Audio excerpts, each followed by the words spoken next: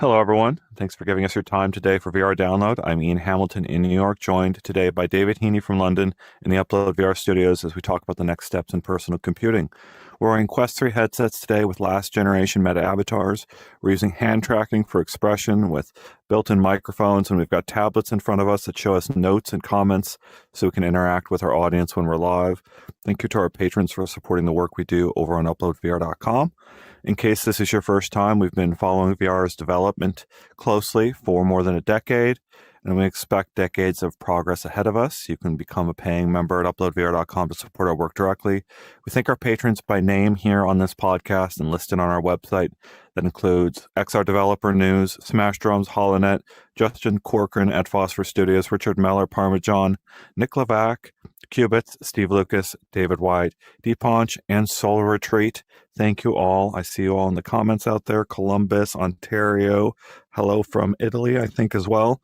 Sincerely, thank you all for your support. Hello to everyone out there. Please feel free to share where you're watching us from. And hello to all our time travelers catching us at different times or speeds. And those of us watching us through a universal translator into their native language. We've got big releases from developers this week, including Demio integrating with Dungeons and Dragons, RoboQuest VR, both out today, as well as recent releases we've got rolling out in reviews you'll want to read now or in the near future for Hotel Infinity, Deadpool VR, and Thrill of the Fight 2. Wow, that's a big lineup. David, what do we have today? Yeah, it has been a big week for content. Hotel Infinity in particular. We're working on getting a review out of that very soon via a freelancer. I think it's a really, really interesting one that does some things that very few other VR games have done. If you've played T for God, if you've played to a lesser extent Eye of the Temple and Unseen Diplomacy, you'll understand this idea of making a physically, say, 2x2 meter space feel like it's a much, much larger space. And a game that truly takes advantage of room scale VR, a term that's almost gone out of usage over the past a couple of years in the industry. It was a huge term when the Rift and Vive launched, the Oculus Rift and HTC Vive. And some people think it's not even a useful term anymore, but it is, because it refers to a game where you walk around with your actual legs, not pushing a thumbstick to slide around. And obviously, if you don't use any clever tricks, that means you have a very small space to move around in. But some games are able to use these kind of clever redirection tricks to make this space feel truly huge. And yeah, I was really impressed by Hotel Infinity. So go try that out on Quest if you have, I think it's $10 to spare. Obviously, also the big blockbuster release this week is Deadpool VR. And you can read the review we have up on uploadvr.com for it as well.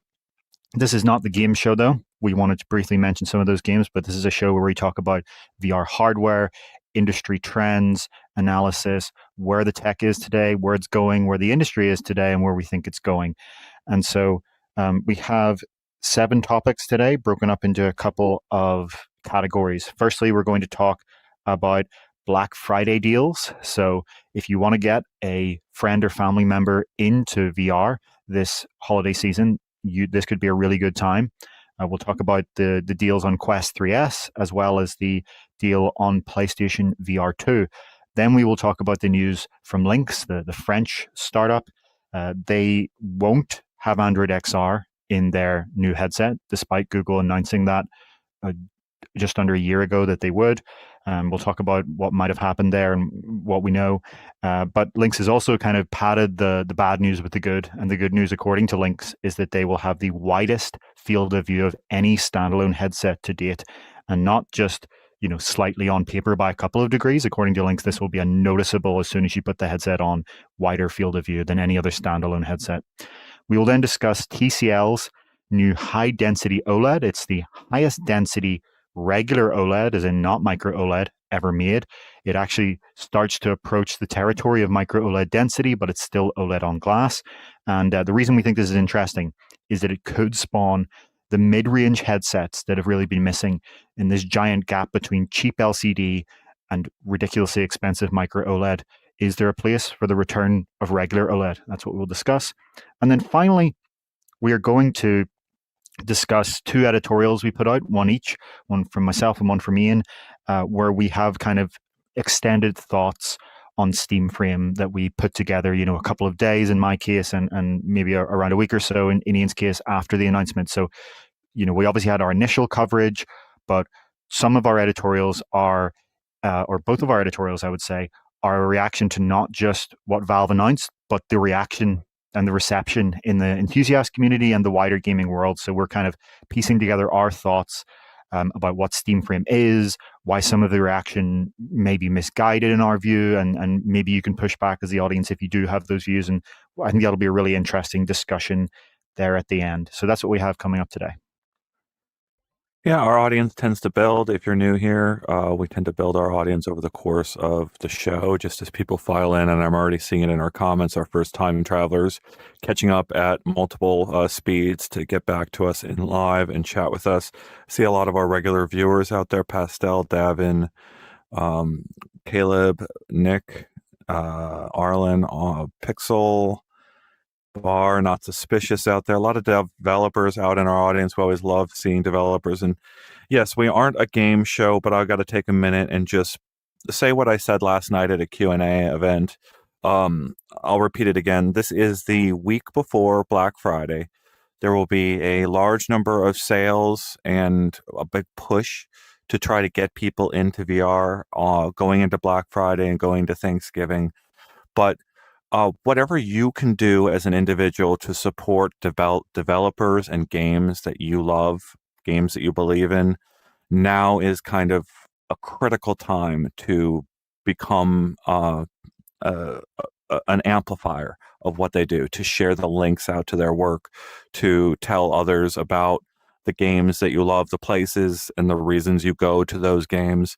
You can share that anytime and help a developer out. But like right now and over the next 2 to 3 weeks and leading up to Christmas, this is the Super Bowl for the developers you care about and the games that you love. And they need to perform really, really well over the next couple of weeks in order to employ artists in the years ahead to build more amazing things for you. So your dollars that you spend in VR games over the next month really matter. And I just wanted to take that moment in that space to just encourage you to not, even if the sale is out there, we will tell you about the sales. But when you're paying full price, you're giving more money to a dev out there that really, really needs it. So I just wanted to say that. Yeah, for sure. That absolutely is true. Let's get into these deals then. It's interesting how Black Friday has, in the past few decades, gone from something that happened on the actual Friday to now a kind of season in of itself, or it's now a multiple week thing. Obviously, you have Cyber Monday that's after it, but these companies are all putting out these deals that kind of go from now through Black Friday, and so we're going to point these out because, as we'll get into when we cover the first deal, stock can actually be a big issue here. This is Costco's deal we're going to start with. You may have seen this if you're on UploadVR.com. Since a few days ago, Costco has been offering Quest 3S for $200 for members, Costco members, or $215 for non-members, and the deal includes 12 months of the Meta Horizon Plus subscription, which has some of the best games in VR. I've said it before on this podcast, and I'll say it again. It's actually ridiculously good value, normally even for $8 a month to get Horizon Plus, especially if you're new to VR. You get some of the best games in VR. You get Demeo and Walkabout Mini Golf and lots of other interesting titles, Asgard's Wrath 2, Red Matter. There's too many to list. You can go and read them on UploadVR.com, but they are some of the best titles. And so this is a really, really good deal because essentially for a lot of people, you can get a headset for $200, which is the lowest price we've ever seen for a fully functioned standalone headset with tracked controllers, mixed reality, etc., as well as the fact that then for 12 months, you kind of don't have to buy many games because there's a lot of value there. Because in addition to the games catalog I keep referring to, there's obviously those 2 monthly games that you get to redeem from Meta. So as I was just kind of referencing, this deal has already gone out of stock If you go to Costco.com right now for national regular delivery, you can't find it. In some regions, you'll find it in like local delivery, which is, their local warehouse will bring it to you via the same kind of couriers that would bring things like Uber Eats, is my kind of understanding of this. But nationally, it does seem to be out of stock. We're going to keep a really close eye to see whether it comes back in stock, and we'll let you know as soon as it does. According to the email that some people received after ordering this, people were being told that their order may be a little bit delayed, a few days delayed. There was exceptional demand for this. So, as we always say, or at least I always say, price sensitivity is massive still. We talk about, $500 being cheap. We talk about $300 being cheap. But as John Carmack pointed out years and years ago now, every $100 you go down, it has this exponential increase in the number of people that buy it. And $200, when you get to that price, that obviously shows up as $199.99, that is psychologically a very powerful price. And that is impulse purchase territory for nephews and nieces and all kinds of friends and family members. I'm trying to think about how many Nintendo 2DSs I bought over the years, because I think it was priced around $80. That was cool, right? Like you get the whole 3DS library, I think, on a 2DS device. I always think of that when I think of what they're trying to do with the Quest 3S. $199 is my dream price for a hand tracking only headset too.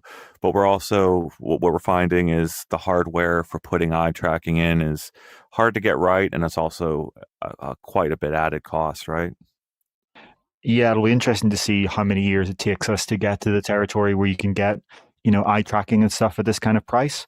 On the one hand, it will take a while. On the other hand, a few years ago, if you had said, will we ever get, fully standalone headsets with inside-out positional tracking, ringless track controllers, 8 GB of RAM, color pass-through mixed reality that can do environment meshing, it's not that many years back you would have gone where we would have said, oh, that's not going to be $200 for quite a while. And obviously we are talking about sale prices, but even still, it kind of goes to show the value here. We repeatedly recommend the proper Quest 3 over Quest 3S because it has those advanced pancake lenses. They're clearer and sharper over a wider area. They've got a wider field of view. They're precisely adjustable in terms of horizontal separation. So they match way more people's eyes.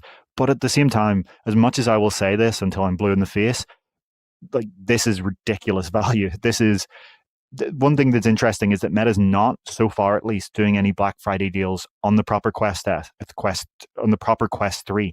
So you have the situation where, when this is in stock and with the deal we'll just talk about from Best Buy, $200 versus $500.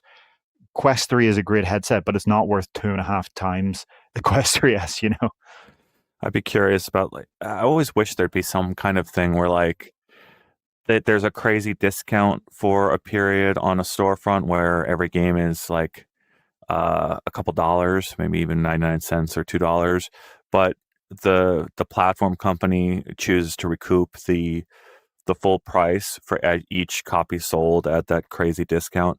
That I don't think that happens. I just dream of it happening, and I wonder if it would make sense for the platform company and to do that kind of exchange. Let's really boost you up and get you 10x the number of sales this holiday season, and we'll foot the bill a little bit. But I don't know. We would love to see that from Meta or Valve, but it's unlikely to ever happen. I love the comment out there from Tyler saying that they needed to get new controllers for their kids' Quest 2, and they went and bought him a new Quest 3S from Costco instead. That's how good a deal that is. Yeah, that is kind of crazy how good that value is. And thinking about that leap, you're going from the big ring controllers to these little itty bitty ones, and that's a massive upgrade even in of itself, right? Hate saying that's an upgrade because then there's tracking quality, but just the portability is a huge upgrade. Yeah, I mean, I said this when Quest 3 launched and again when Quest 3S launched. People talk about the leap from Quest 2 to Quest 3 as mostly being the chip for VR gaming, and that's true, other than the lenses on the full proper Quest 3. But these controllers are way better, in my opinion. Yes, there are some scenarios in which you're going to get more occlusion, so will have tracking issues in some rare edge cases, but in terms of actual practical usability, I remember many times bashing the plastic rings and the Quest 2 controllers together in fine two-handed interactions, like games you're reloading a rifle or something like that. It was annoying. The removal of those tracking rings is a great ergonomic improvement that is obviously now, present in Pico 4 Ultra and in Steam Frame. It is the way to go. You don't want anything else around your hands that isn't there in VR, because that means you're bashing invisible plastic against each other, and that sucks. So yeah, I think it's not an enormous upgrade in terms of if you're just doing, say, PC VR on a Quest 3S from the headset perspective, because then, it's still your PC powering it. But the jump from Quest 2 to Quest 3S becomes a lot more appealing at $200 than it was at $300. And especially again with this 12 months of Horizon Plus.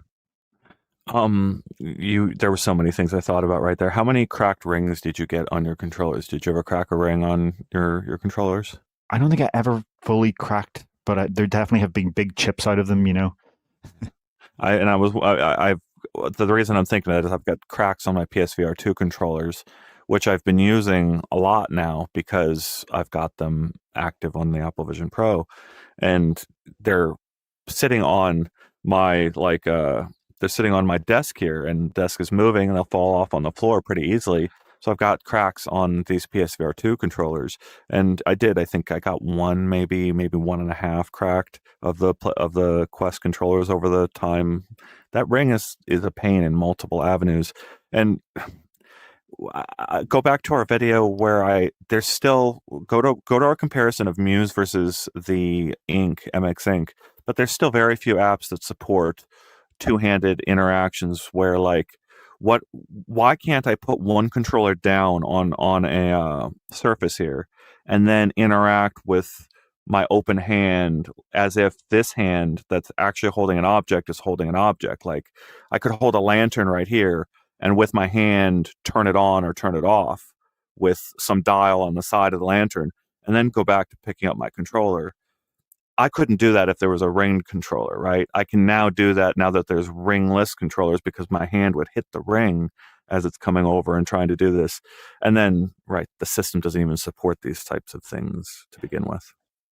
Yeah, there are a lot of fine two-handed interactions that actually become possible with ringless controllers that physically you could not get your hands in that position when you have these big rings. It varies on where the rings are, right? We've seen different designs. Most companies copied the Quest 2 design with the ring being on top, but you had the original Pico 4 had kind of an interesting one that was a little bit more index controller-like, and then obviously PlayStation VR 2 has its own kind of orb ring. And speaking of the PlayStation VR 2 controllers, I like Not Suspicious's comment here, the developer of Airspace Defender, saying that to point out the extreme value of Costco's deal, this is currently at Costco selling for less money than just the PlayStation VR 2 controllers for Vision Pro, or just the Samsung Galaxy XR controllers for Samsung Galaxy XR. Those are both $250 in the Apple Sony case. It comes with a charging stand for the controllers, but still, that's just showing you this is ridiculous. This is a full standalone headset with, you know what I mean, and the controllers. It is. You can see, we've seen multiple people, message us and say that, I picked this up because I just couldn't resist, whether it's for gifting someone or just having another headset to do co-located multiplayer, right? If you are someone for whom, look, for some people, $200 is a lot of money, and it isn't impulse territory, and we need to acknowledge that. But if you are someone who is, you could start playing co-located mixed reality games in your own home using this, and have a friend come over and use it. There's some crazy stuff going on here when you get below $200. Let's acknowledge both sides of this, right? Because I think it's kind of funny what you just said about the prices, and Airspace Defender, you're absolutely right about the price there.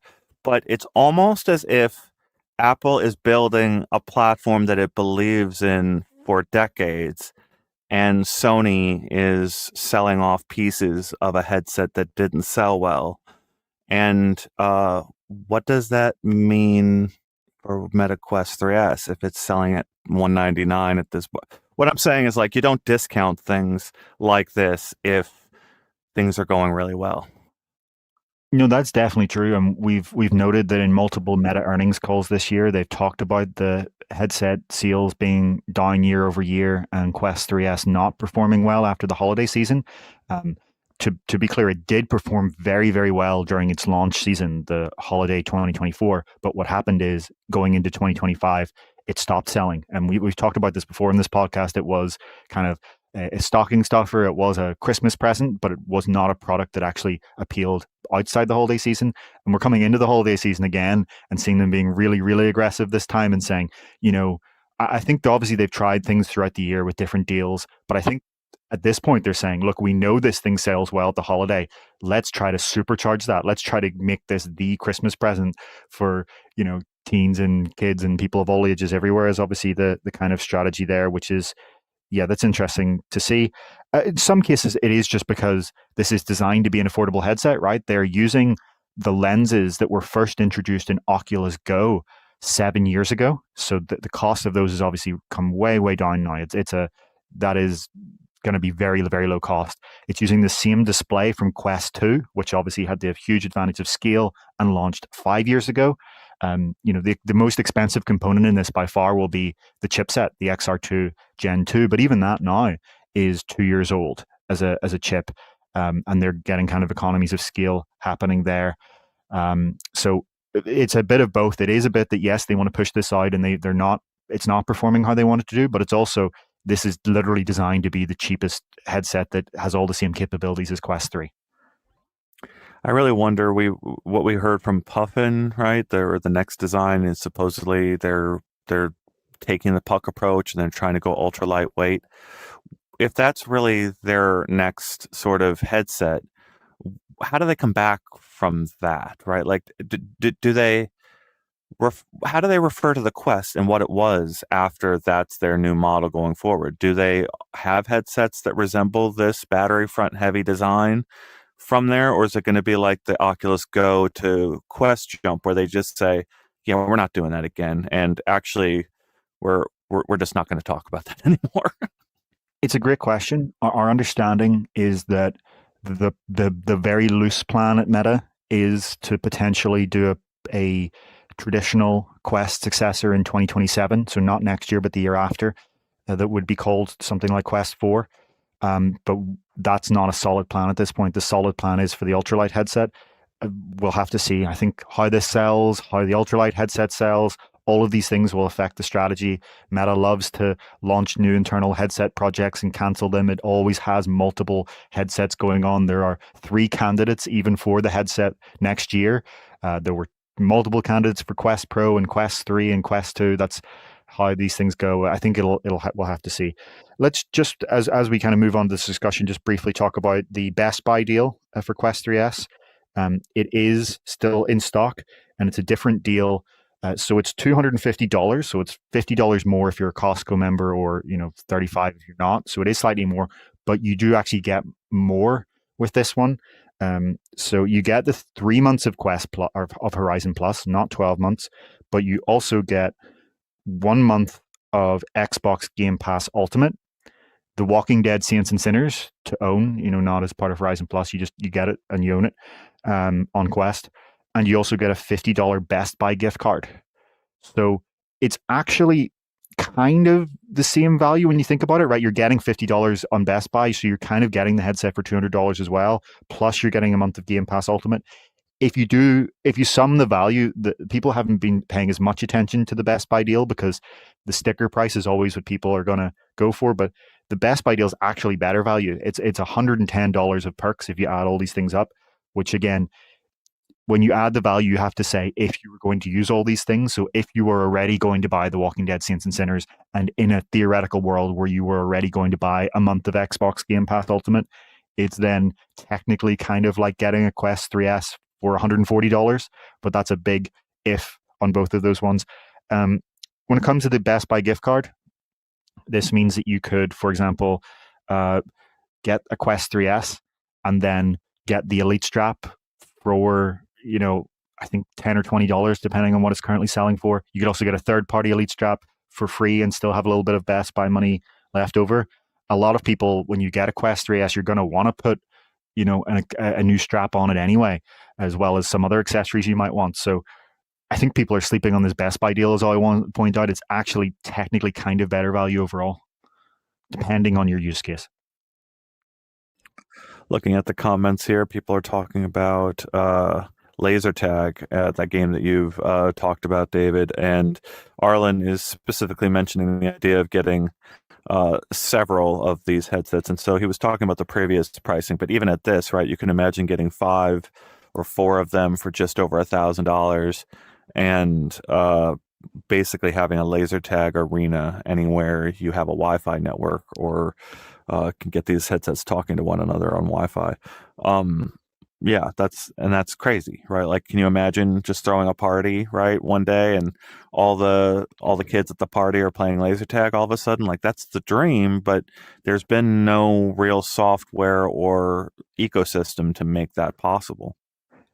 Yeah, I'm just what you're saying there about getting, 4 or 5, it just made me get to the obvious funny conclusion here. This is technically buy 5, get 1 free, because you get the $50 gift card. So you could use 5 of the gift cards to then get another one at this price. And then you would get another $50 gift card.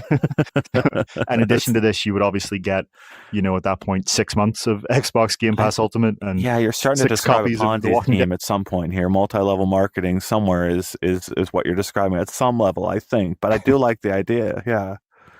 Yeah, I mean, look, if you did want to put together your own makeshift VR arcade, right? If you're lucky enough to have like a warehouse doing nothing, or just you live maybe in a rural property that has this giant empty room, there you go. You can make your own VR arcade for the lowest price ever. Yeah, you get a year subscription to the VR arcade if you go and sign up 5 of your friends. Yeah, well, yeah. On the previous deal, you get the year of subscription if you're talking about Horizon Plus. Sorry, I'm trying to make this as evil as possible, as quickly as possible. Sorry. Oh yeah. Of course, you could start charging your friends. I don't know if that's technically legal at that point, but would this be big enough to be considered a business at that point? Yeah. Your friend is that's if you're showing up to your friend for their missing subscription payments. Yeah. All right. Can we talk about the PlayStation VR 2 deal? And again, with all of these, because I just want to point out, like, these deals are some of the best deals we've ever seen for these devices, and so we can't not advise like going and considering them heavily. But we have to also note that next year is going to see a sea change in technology for the VR market. Yeah, let's talk about this PlayStation VR 2 deal. It's going to be available for its lowest price ever, $300. So the context here is this headset launched back in February 2023. So almost 3 years ago, but not quite, for $550. And we really criticized the price at that point, especially because this is an accessory for a console. And at that time, at least, the console was less than that. So you had an accessory that was more expensive than the console itself, which is unprecedented. There have been a very few niche cases in the history of console, but nothing mass market like this. Then obviously earlier this year, 2025, Sony permanently cut the price from $550 down to $400. And we've seen the headset go on sale for $350 a few times now throughout its lifetime. And the first time it ever went on sale for $350 was actually before the $400 price cut. So it was a $550 product that was on sale for $350.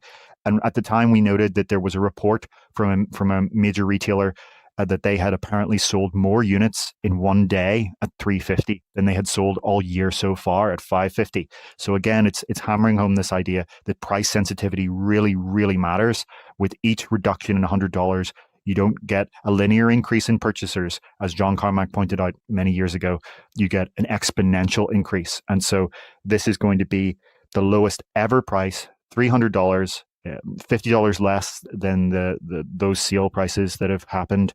And it's at a pretty good time for PlayStation VR 2. It's kind of had not a full comeback, but it's had a little bit of a comeback, to be honest. There have been, some great multi-platform titles that look best on PSVR 2.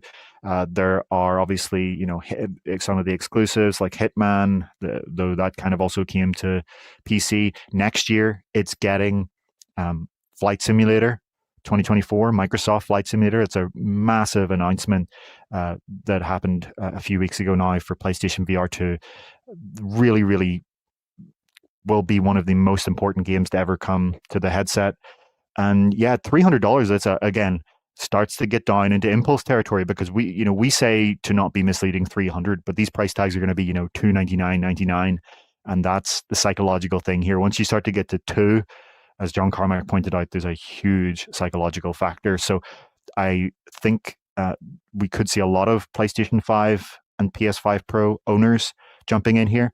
PS5 itself has been selling really, really well as a console. I think they're over 90 million now units. So you have that entire 90 million user base that could be considering adding this to the next level of their PS5 gaming, as well as, of course, the fact that you can get the adapter and make this a PC VR headset. And recently we've seen in the past few months tools that bring its eye tracking to PC, as well as we reported on a tool that lets you use foveated rendering, eye-tracked foveated rendering in quite a few PC VR titles.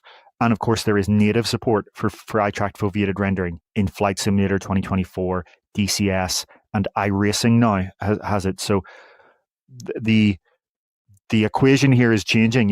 When the adapter came out, we said there's no eye tracking on PC. Well, open source modders have done it. Other tools are letting you use it. Foveated rendering is getting not common, but more common on PC VR. So for both PS5 owners and PC VR owners, $300 is a appealing price for this headset. David, are the displays are the displays in the Vision Pro Sony's? Yes. All right. So you're telling me that the headset that was packaged for $550 with a headset and controllers in the box is now being sold for $300 on sale. For you can go attach that to a PlayStation 5, or you can go get $250 for the controllers alone, which is just happens to fill the gap of 300 to $550. It's the same price. What I'm seeing here is indications that Apple saved Sony from having to discount the PSVR 2 earlier than this, right? Like, if you imagine that there was X number of PSVR 2 headsets in a warehouse, all there with their controllers inside of them, they're ready to sell, and Sony's looking at how quickly they're selling and going, we could do a sale here, here, and here in order to really clear out the stock, or we could repackage all these boxes right here and send off X number that Apple wants for its stores, and then we're cleared of all of our PlayStation VR 2 stock without having to discount these down to like $250 or discount the whole thing to an extraordinary degree to clear out the stock. So I would push back on that a little bit. I think the number of people who are buying, this PSVR 2 controller kit with charging dock for Apple Vision Pro is going to be very, very small for two reasons. One is just that there aren't that many Vision Pros out there in the world. There are maybe 400,000 to 500,000, that kind of range. And so that's a subset of people who are then going out to buy controllers, because the second reason is that a huge number of Vision Pro owners actually aren't that interested in doing, standing up room scale gaming. There aren't even that many games at all. There's a handful of games on the App Store that use it. The bigger use case would be for ALVR, to use your gaming PC for PC VR streaming. But then that means that you have to have people who, A, are Vision Pro owners, B, are interested in VR gaming, and C, own a gaming PC.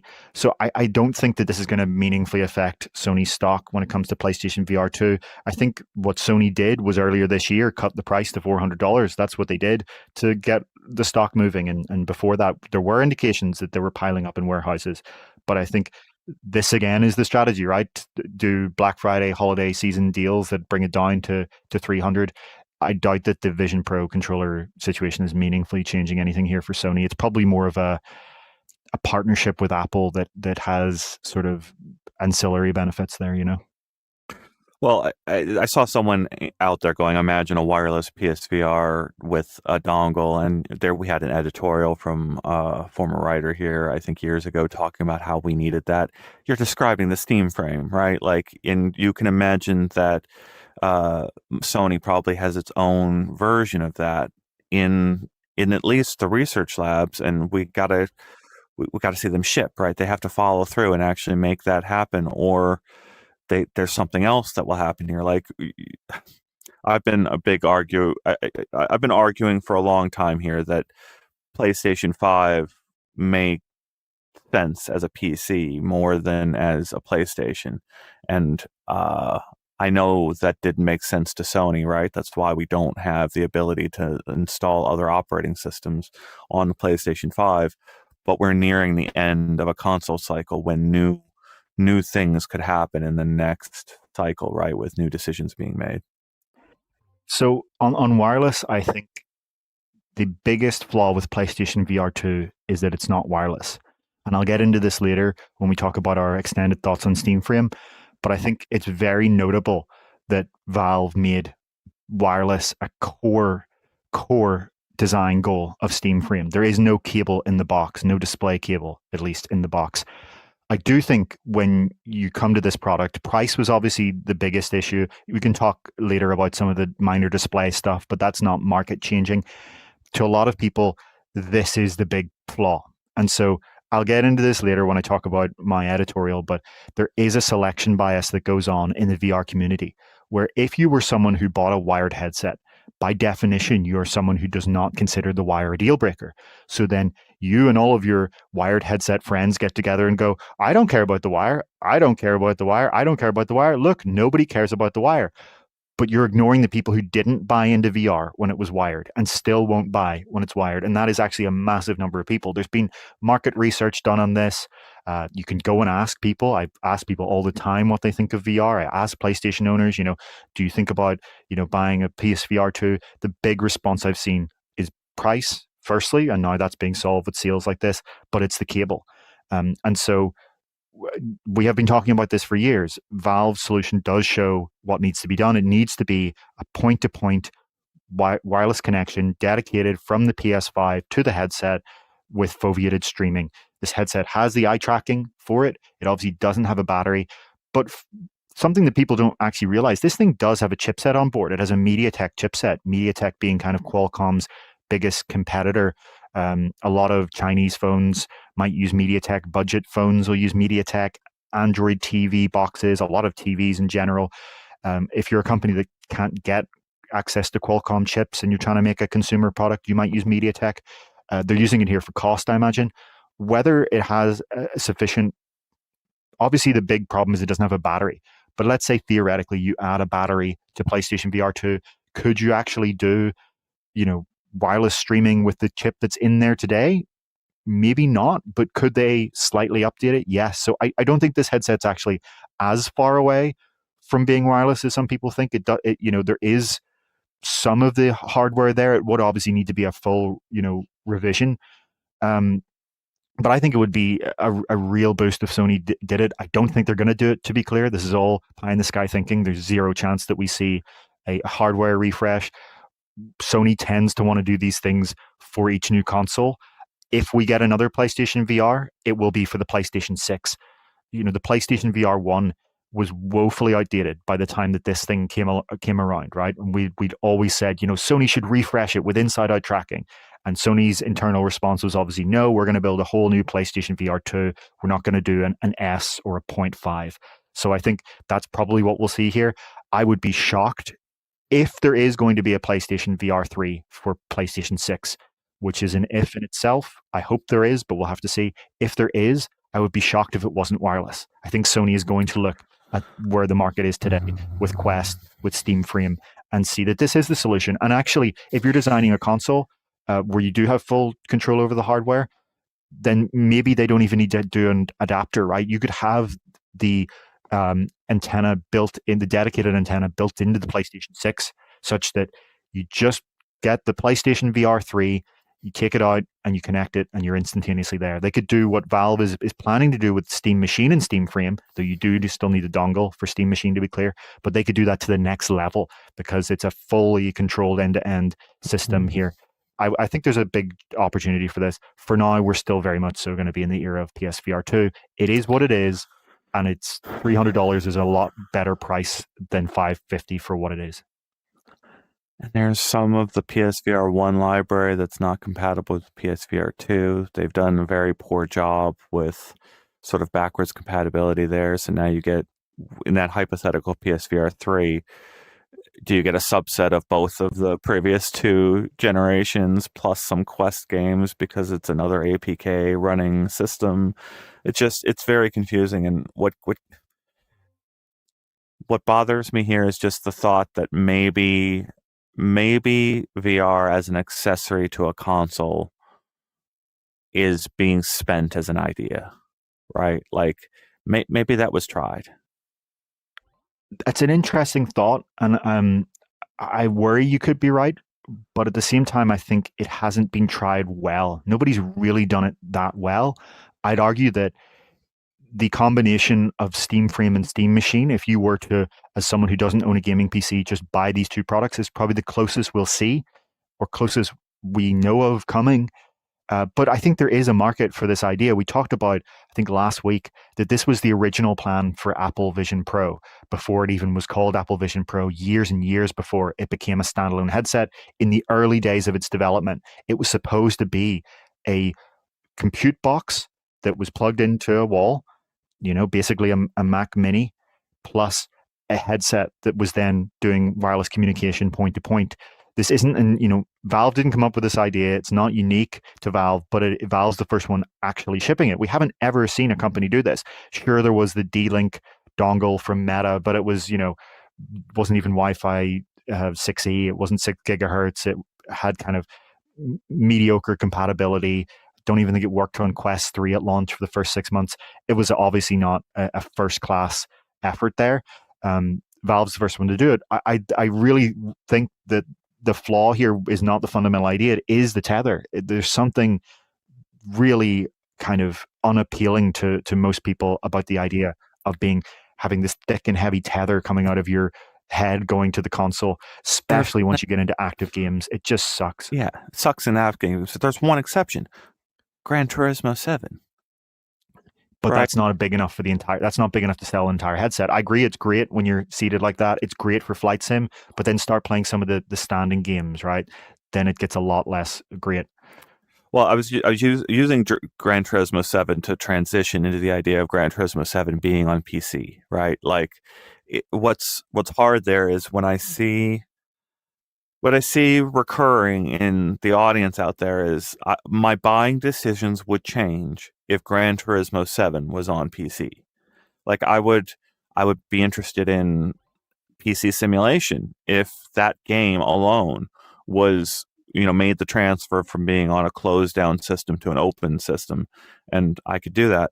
And it's really hard to see that this system technically works on PC, but the game is still attached to a completely different system. It doesn't make sense. Why is Sony hardware not running Sony games on this completely different system?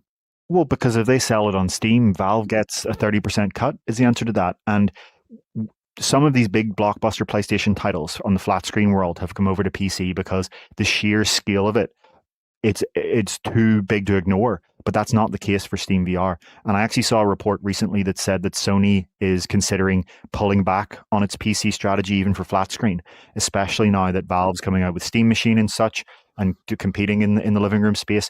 So I think it could be the opposite. The answer to your question, I think you know it obviously, but it's that all of these companies want to be the one that get the 30%. They want you to buy from their storefront. Now the world is changing and it's harder and harder to maintain that. And we're seeing strategies like Microsoft's that blur the line between console and PC. But I don't think Sony is quite there yet. And I don't think Nintendo is either. I think Sony and Nintendo, interestingly, the obviously two Japanese companies, are very set in the traditional console system for now. But we'll see how the world changes in the next few years. I don't want to misspeak here about the 10 years of history that has been battled between Oculus and Valve over who has what APIs embedded within different apps. But we're entering a new phase, and your 30% thing is absolutely right. But we have we have enough history here in VR to have examples and analogs for anything that might happen in the future has already happened in various forms. So back with the launch of HTC Vive, again, the product is named HTC Vive. You launch the thing and you have the Viveport store or the Steam store that you could access and go to. And here we are still in the year 2025, and HTC is trying to make fetch happen in the idea of maintaining a Viveport store.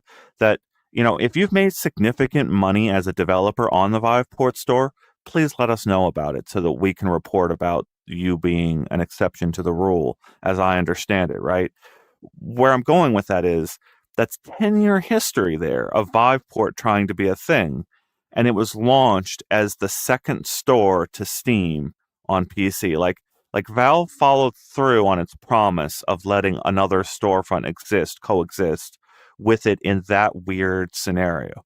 But 10 years have passed, and next year the Steam frame is coming out, and there was zero word about an alternative storefront being launched on that particular headset, even though they did confirm it's got an open bootloader and you can swap out the OS. But their answers to how could we actually do that were like, go ahead, figure it out, right? Yeah, I mean, look, to be clear, Steam Frame is a PC in the same sense that Steam Deck is. So you can just go online and download whatever store you want, and you don't need to install any other OS. You just go onto the web browser and download things. But I think Valve is in a kind of unique position where it has this kind of celebrated near monopoly where, the irony of the PC gaming ecosystem is that it is fully open and you can choose to have whatever store you want, right? Microsoft doesn't force anyone to use the Windows Store, even though it owns Microsoft Windows. Valve doesn't force you to use Steam on SteamOS. But no, very few gamers actually want to use anything other than Steam. It's like we have this totally open ecosystem, but if you don't put your game on Steam, I'm not buying it. So you have this kind of unenforced pseudo de facto monopoly of Steam that people have really, really tried hard. A lot of companies have tried and failed. EA has, Ubisoft has, with very limited success. The biggest competitor so far has been the Epic Games Store, and they have made some progress sheerly by having gigantic titles like Fortnite there. But even still, is that the place that most PC gamers buy their games? No, obviously not. HTC was never going to get there, but that is the problem, right? These companies want to be the platform layer. That's why HTC today is mostly an enterprise company. It's not really focused on consumers anymore. They realize, why would we try to compete here? These companies don't want to strictly be the headset you buy. So Sony, it comes down to the whole PSVR 2 on PC situation. Sony doesn't really want you to use this on PC. It's a way to shift units. Ideally, they want you to connect it to a PS5 and go and buy games from the PlayStation Store.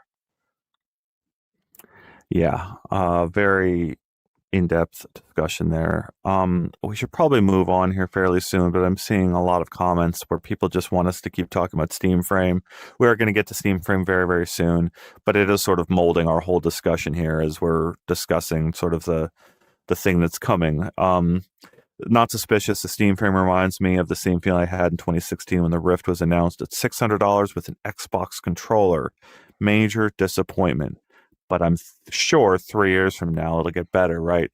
That was, yeah, I appreciate that bit of history so much, not suspicious, because there are plenty of people here that bought in at Quest and have no frame of reference for what you just described. So here was several years of progress from the Kickstarter project and 2 developer kits to a shipping consumer product. I think it was, I can't remember when they announced it, but they got out on stage and said, here's the Oculus Rift. It requires an outside-in camera tracker, and we're going to ship it with a Microsoft Xbox controller in the box instead of any other solution, right? And then Palmer Luckey walked out on stage and said, also, here are our touch controllers. They're coming later. And that was it, if I recall correctly. It was a huge letting out of air because Valve had already taken the air out of the room by saying we're shipping room scale and we're shipping hand controllers. And that is our minimum viable starting point for VR. Yeah, I mean, you could argue that the seated gamepad approach has somewhat been vindicated. It definitely didn't work on 1K pentile OLED displays back then. So nobody wanted to use those headsets really, or very, very few people, for giant virtual screen use cases. Even the seated use case, it was obviously very immersive to go from no VR to that, but we're talking about 1K displays.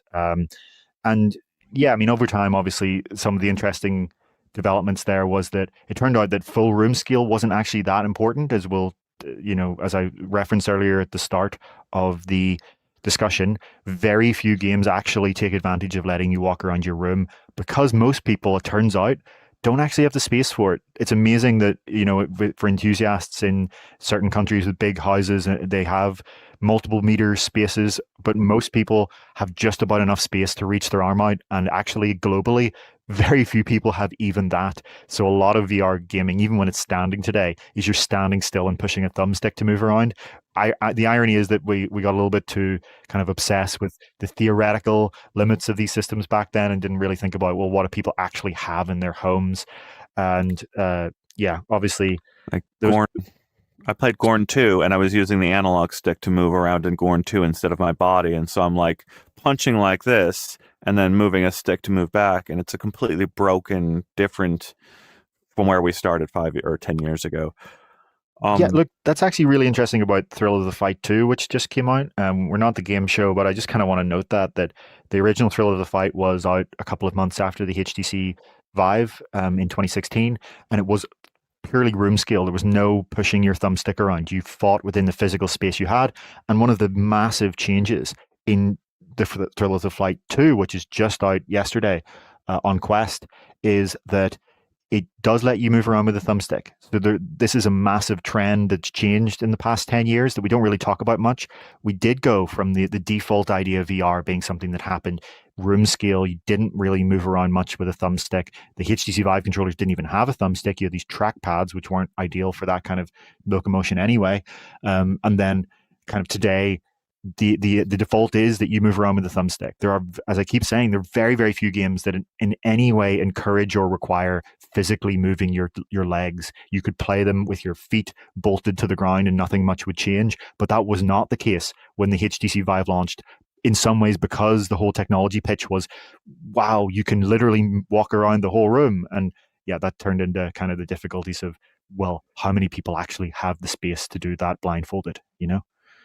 I keep thinking about Not Suspicious bringing up the original gamepad for the Rift, and you verify, basically saying it vindicated the idea. And when you think about 10 years of progress of that full cycle, it's almost like Valve has woken up and said, okay, thank you for the 10 years of R&D, Facebook.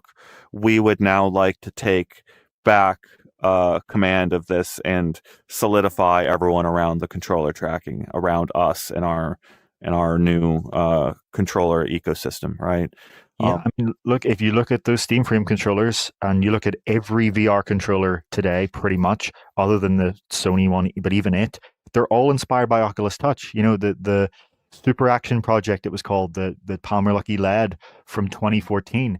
You look at the HTC Vive ones, look at the Valve Index controllers, and look at Oculus Touch. Now look at every VR controller today. It's clear which one won in terms of adoption, in terms of what people considered.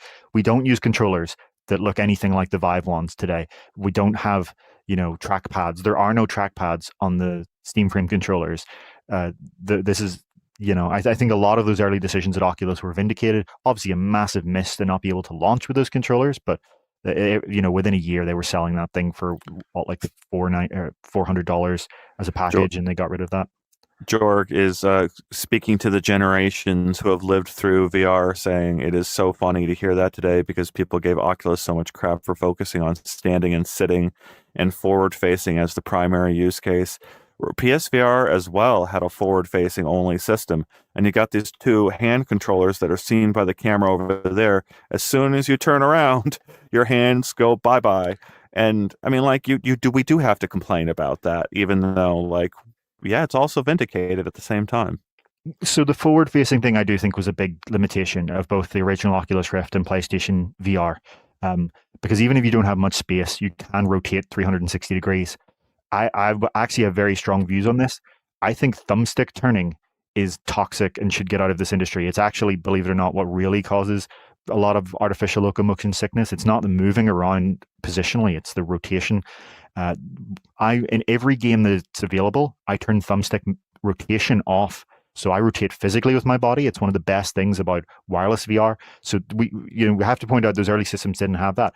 But I think in terms of the standing still, um, not moving your feet around positionally, and in terms of seated, yes, a lot of those things were vindicated. And at the time, I remember, Jason Rubin and the other Oculus executives saying quite clearly, I don't understand the room scale thing here, folks. We have literally done all the market research and find that, like, what was it?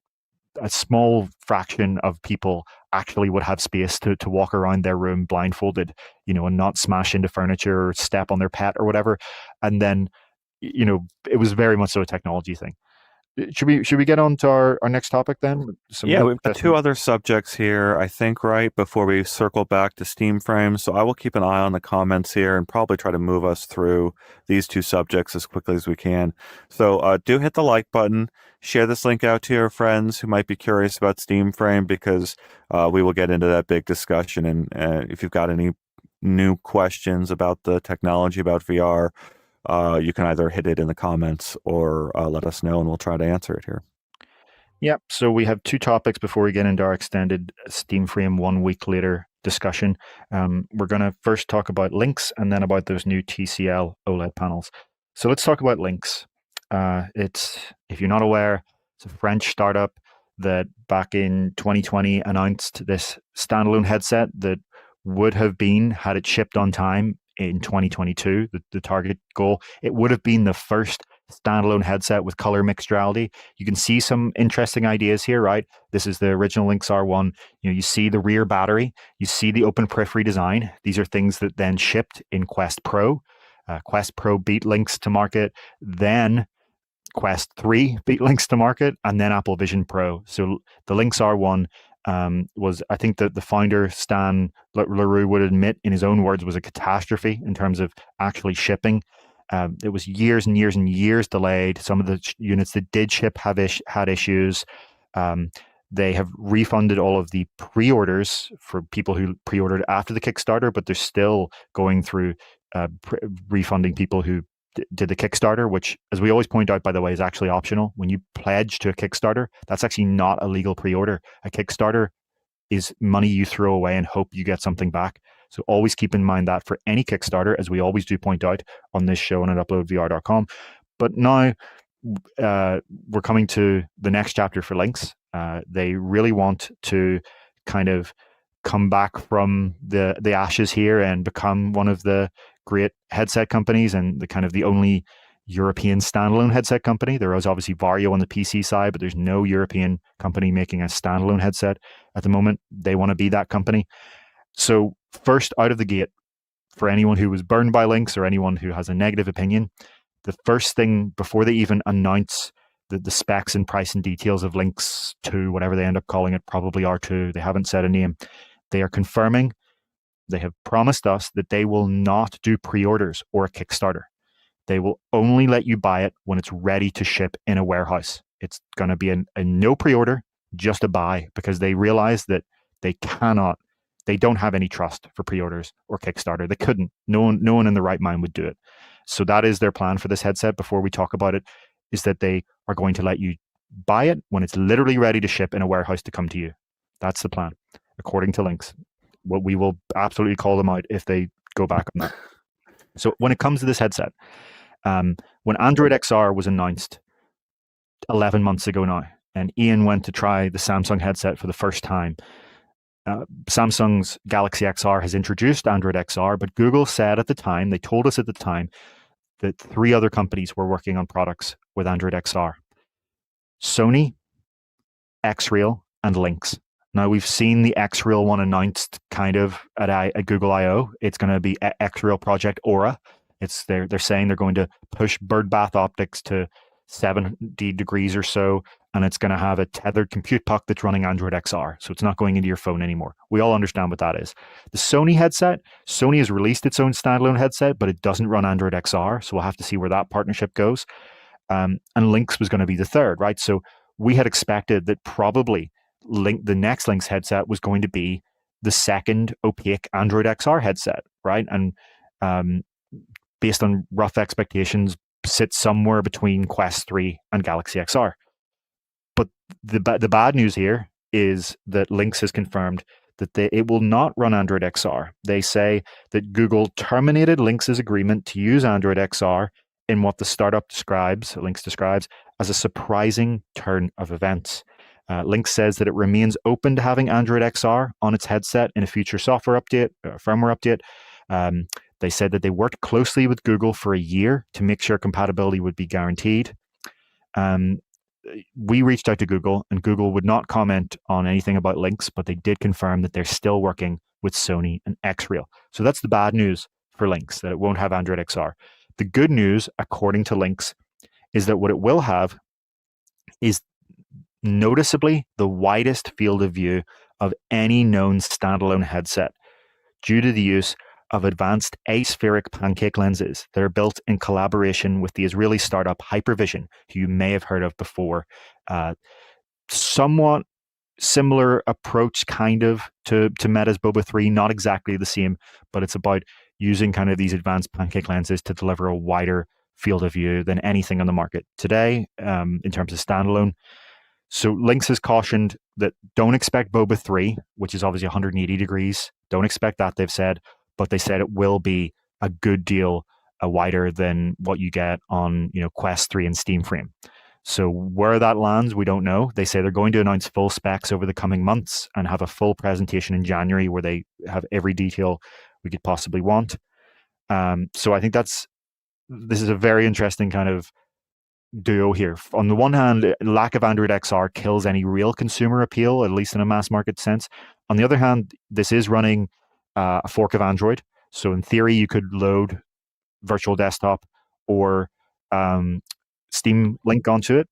And if they do have the widest field of view, if that does end up true, I'm going to try this headset. I'm a huge fan of field of view.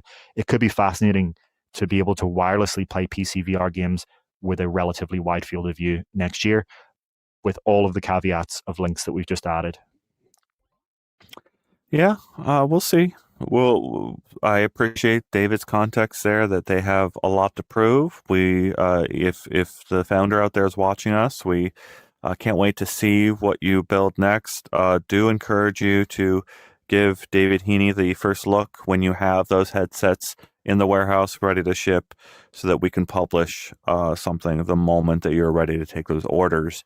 That would be my ideal way to cover that personally, but right, we'll see how what they choose to do. If it's different than that, we will hold them to task for it, right? Yeah.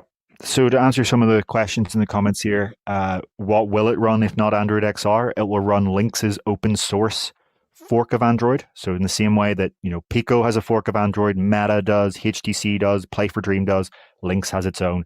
And just like all those other headsets, it's OpenXR compatible, so you can run OpenXR APKs on it.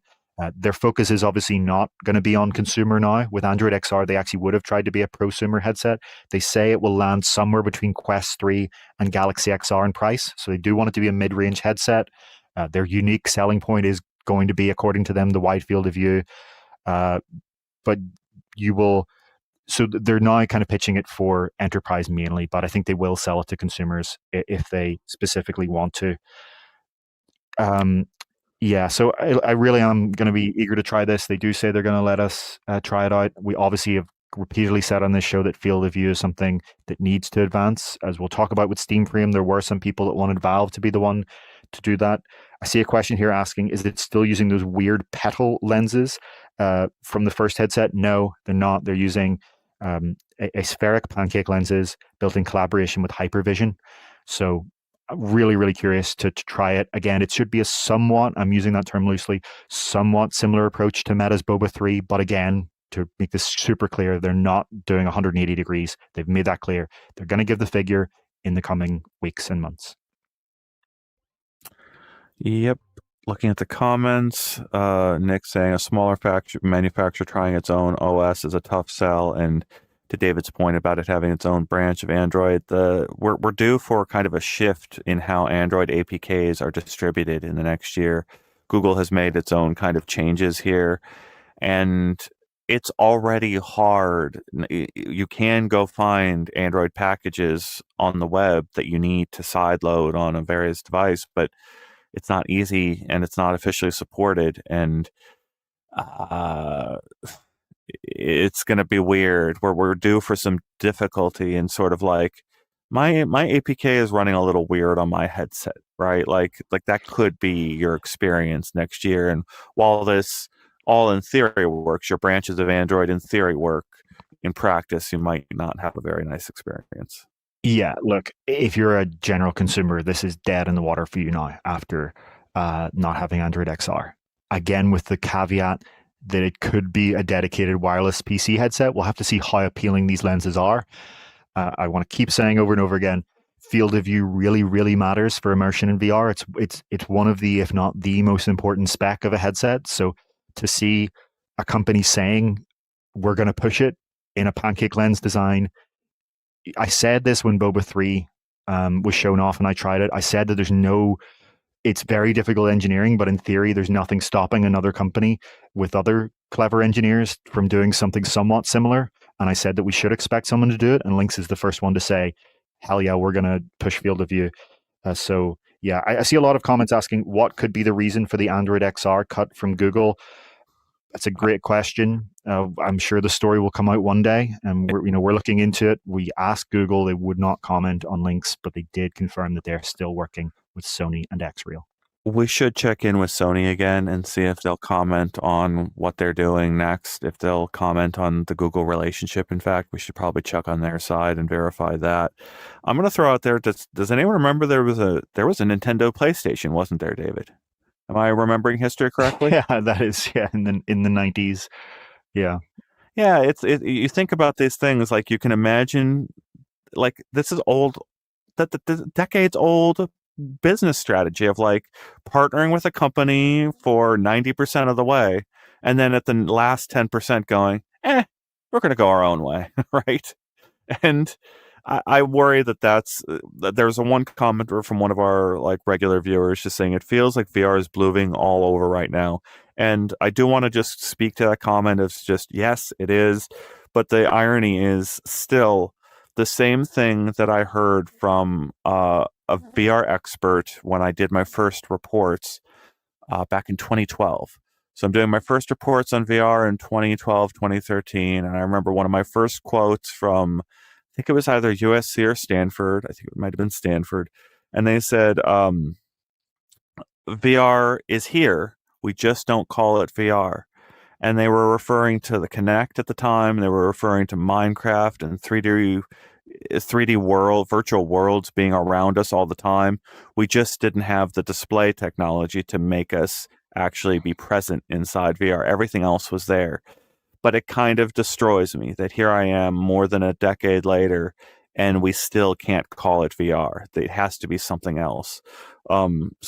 Yes, VR is blooming all over right now, but go find an executive at Google or Apple to say that and you will not find it. Yeah, which is interesting because Meta has started to use the term again.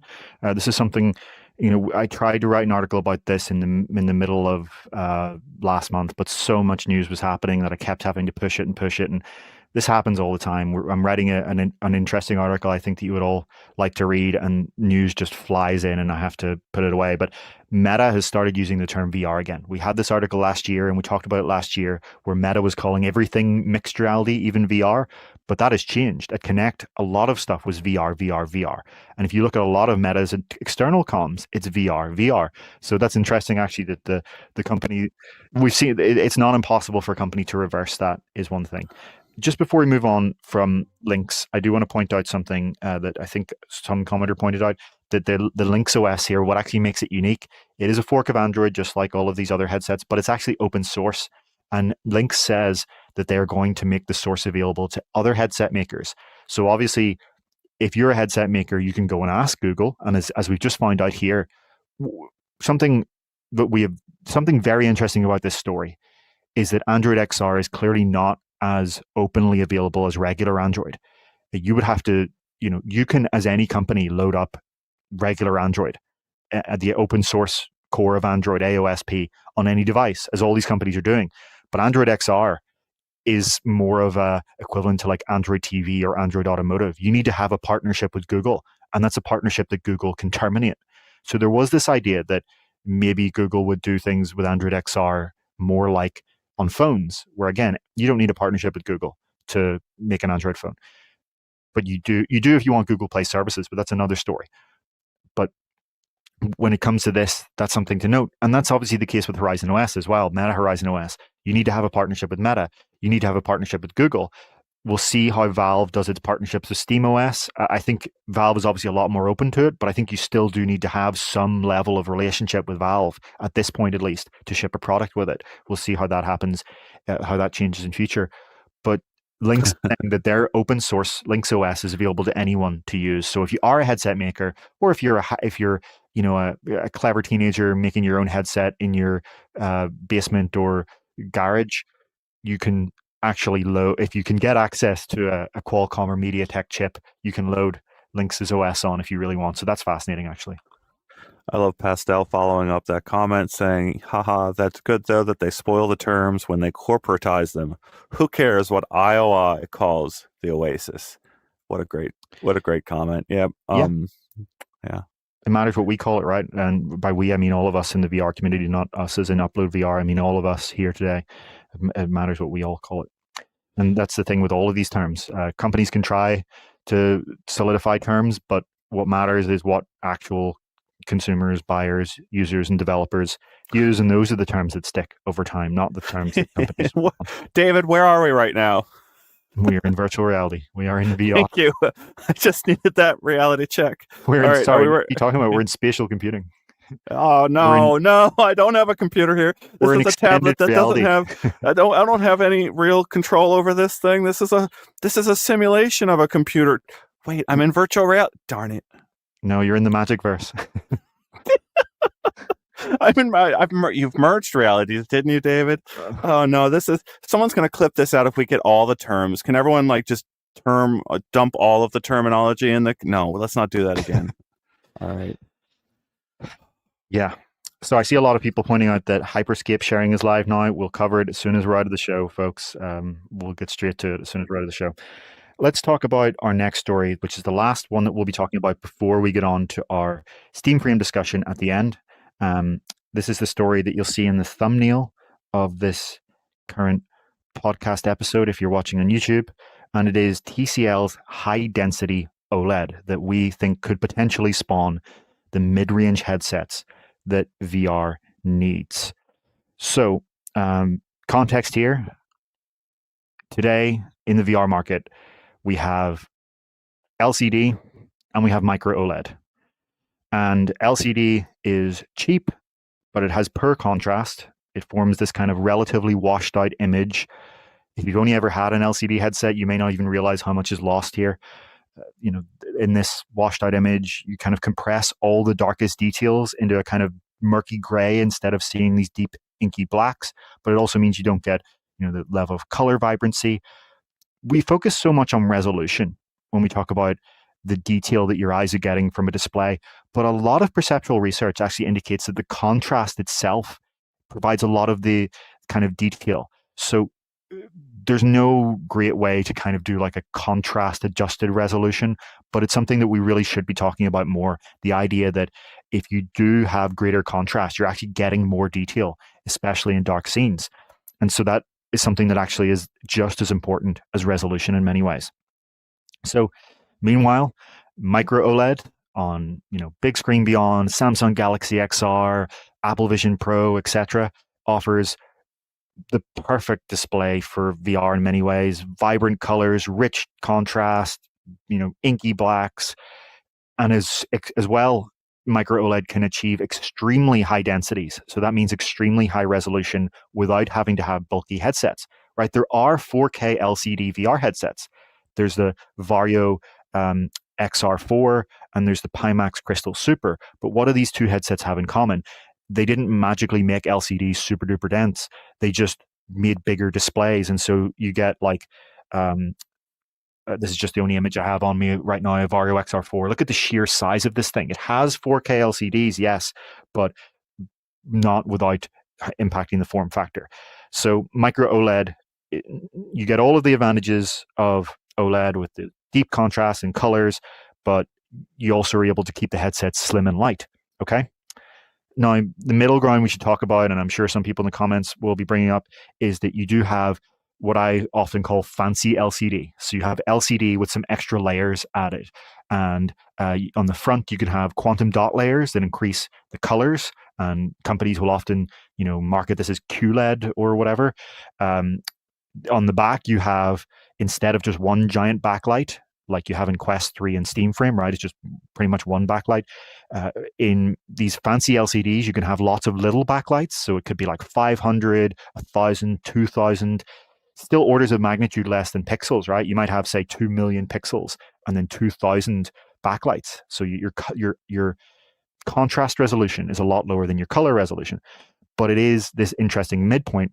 But as I'm kind of hinting at here, it's still a far cry from OLED, which is self-emissive. Self-emissive meaning in OLED, every pixel is its own light. There is no backlight. The pixels are their own light. So you have 2 million color pixels, say, and 2 million contrast pixels, light pixels.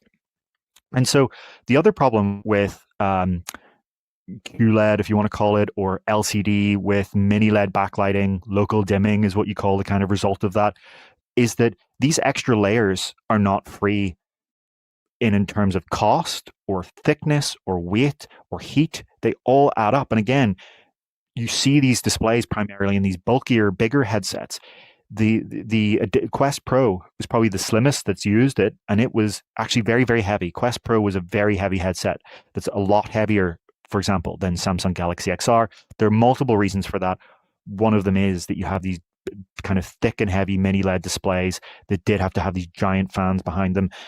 The thing about when we talk about components and heat is you have to realize that heat also increases weight in a funny way, because when there's more heat, you have to have a thicker and heavier cooling assembly to dissipate that heat. So all of these things add up. VR headsets are a system. So I obviously want to point out that there are mid-range headsets today that kind of use mini LED backlighting on LCD, and there will be more in future. So before I get into this idea of this being, the magic solution for mid-range headsets, I just want to get this out of the way that yes, you can do local dimming on LCDs, but it does add thickness and weight, and it does add all of this.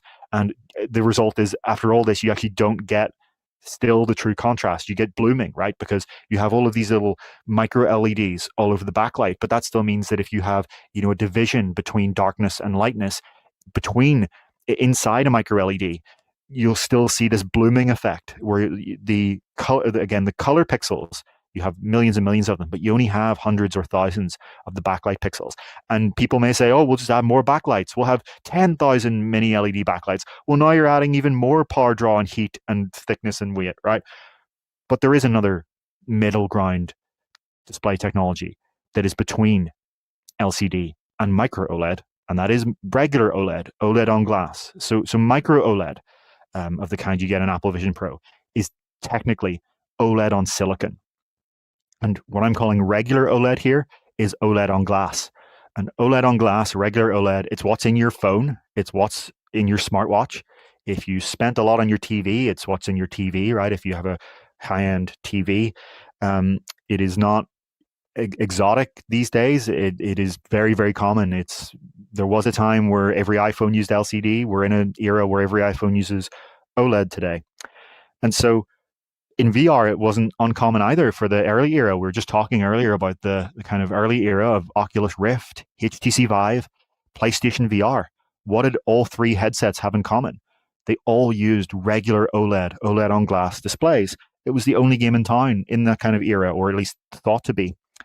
And so something happened though, right? Where the LCDs came along that had fast switch, so they could do backlight switches in enough latency for low persistence. And they were able to be produced for much cheaper and with higher density, so higher resolution for the same headset size than OLED. So very quickly, you have this industry that has this big problem. The Rift and the Vive and the PlayStation VR, immersive experiences, but the resolution sucked. It just was not good. We're talking about 4K and 2K and 3K. These were 1K headsets. And actually, when you take into account that they were pentile subpixels, which means they only have a ratio of 2 subpixels per pixel compared to the full RGB of LCD and micro OLED of having 3 subpixels per pixel. So you actually had effectively sub 1K displays. And so this industry sees, the display industry say, hey, we've got these LCDs. They're going to work for VR now. We're going to get higher resolution and cheaper. So you can solve your resolution problem and your cost problem in one file swoop. And so sure, OLED lasted a little while longer. You had the Vive Pro, and then the same displays from the Vive Pro were used in the original Oculus Quest. But soon after, at that point, you already had Valve going with LCD for the Index. You had HP with the Reverb. Microsoft was the first really to do it with the Windows MR headsets, Oculus Go, and then once Quest 2 used it, OLED was gone, right? It was gone from the market. The only headset today that still uses regular OLED on glass is PlayStation VR 2. And there are multiple reasons for that. One of the reasons is that nobody had made or nobody had invested in making an OLED that would be dense enough to work with.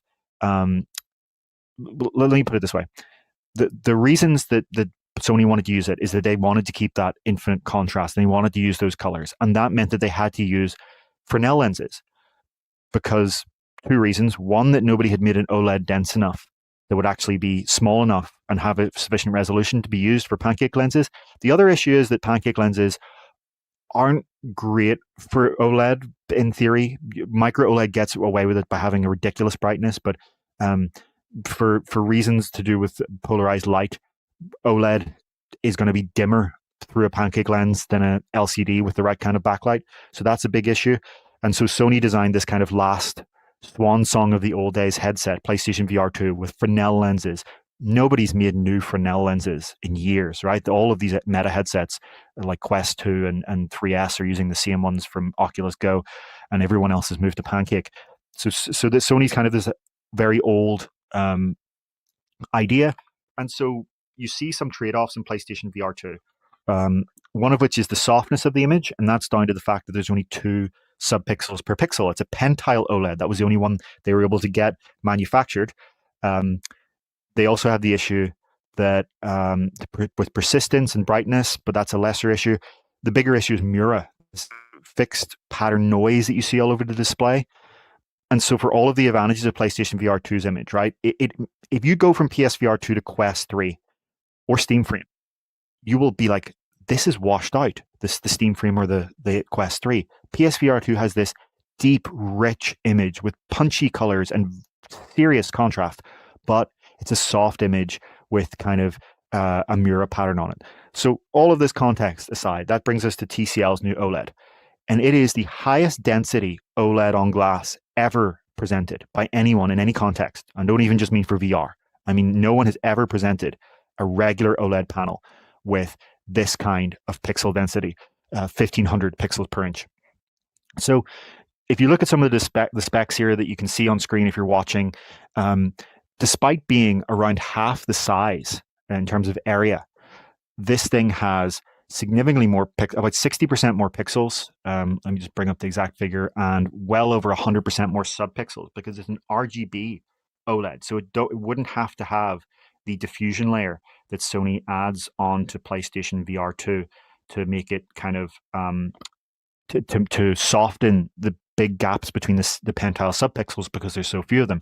So yeah, that figure there, my notes weren't loading temporarily. Sorry, folks, I had to bring it up. It is 73% more pixels and 160% more subpixels, despite being around half the size, and it still has the same refresh rate. So the size here makes this theoretically suitable for pancake lenses. And that would be fascinating to see regular OLED, because regular OLED is much, much less expensive to manufacture compared to micro OLED. So if you look at the resolution here, we're seeing like a 2.6K roughly resolution, and we're seeing full OLED contrast. This could be the type of display panel that delivers mid-range headsets, a midpoint between the cheap washed-out LCD and the super expensive micro OLED, right? A lot of people will relate this to Steam for a little way. A lot of people have said, you know, I'm so angry at Valve for only having LCD. And we can talk about the resolution, right? I think there's a world in which Valve could have done a bit better on resolution, but I don't think there's a world in which they could have shipped it with micro OLED without massively increasing the price. You really have to understand here, folks. Micro OLED is not a little bit expensive. It's very, very, very expensive. The OLED panels, the micro OLED panels in Apple Vision Pro cost more than an entire Quest 3. And that doesn't even get into the markup that has to be added. So even the big screen beyond's 2.5K OLED panels, micro OLED panels, are probably a massive part of the BOM cost. If you think of what a big screen beyond is, right? It's lenses in front of a micro OLED, lenses in front of two micro OLED panels, and some photodiodes for lighthouse tracking, right? And that's $1,000 product. If you then add all of the things that need to be added for a standalone headset, you start to get into territory where you would be talking about a $1,500 Steam frame or beyond even, right? And then you get into, Galaxy XR territory soon once you get to 1,800 with those 4K micro OLEDs. And most of that hardware is just to run the system, right? Like, these guys are just shipping their first gen headsets in many, like, you're not giving any overhead for devs to do a whole lot of amazing things when all of that weight is just running the system. Yeah, I mean, even and the BOM cost as well, right? I just want to kind of be really clear here. There's no world in which Valve magically released a micro OLED Steam frame headset that has all the capabilities that Valve is shipping for under $1,000. But that's why this is so exciting. This TCL this TCL regular OLED, because regular OLED, it's more expensive than LCD, but not even that much these days, to be frank. But it's so much less expensive than micro OLED, right? We're talking for the people viewing, like, you got LCD here and maybe OLED here, and then micro OLED's all the way over here in terms of price. Micro OLED is just in a different realm of affordability. I need to just hammer this home. And that's why this is so fascinating, that we could see, if this display gets picked up by a manufacturer of a headset, we could see a mid-range headset, because a lot of people say, and rightly so as enthusiasts, you know what? I don't want to pay $2,000 or $3,000, but I would pay more than $500 for a headset that actually did give me the true contrast of OLED. And I don't maybe need 4K, but I maybe want, 3K or something like that. And if you look at the resolution here, this kind of becomes more compelling. I'll bring up another chart from the article that showed that, just the resolution here compared to some of these other headsets in the market. So there are two concerns here, right? There are two big blockers. One is the brightness issue. Pancake lenses are already incredibly inefficient when it comes to light. So you have to have a very bright display to kind of punch through them, in a sense, to get a decent brightness. And with OLED, because pancake lenses work best with a kind of polarized light that OLEDs don't produce, it's even harder.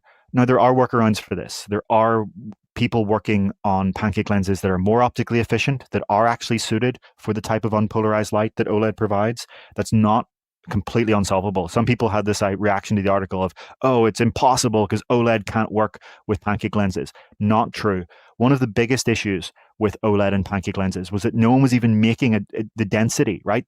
To get a display that was small enough to be suitable for pancake lenses, you would have to have a very low resolution. There's no demand for OLEDs of this density, because there's no other market in which it would make sense.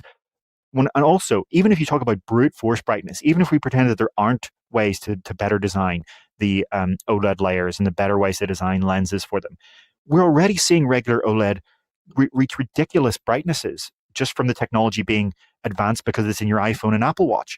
The latest iPhone and Apple Watch reached 3,000 nits, which is very close to the 5,000 nits of the micro OLED displays that are in Galaxy XR and Apple Vision Pro, right? So they're 3/5 of the way on raw sheer brightness.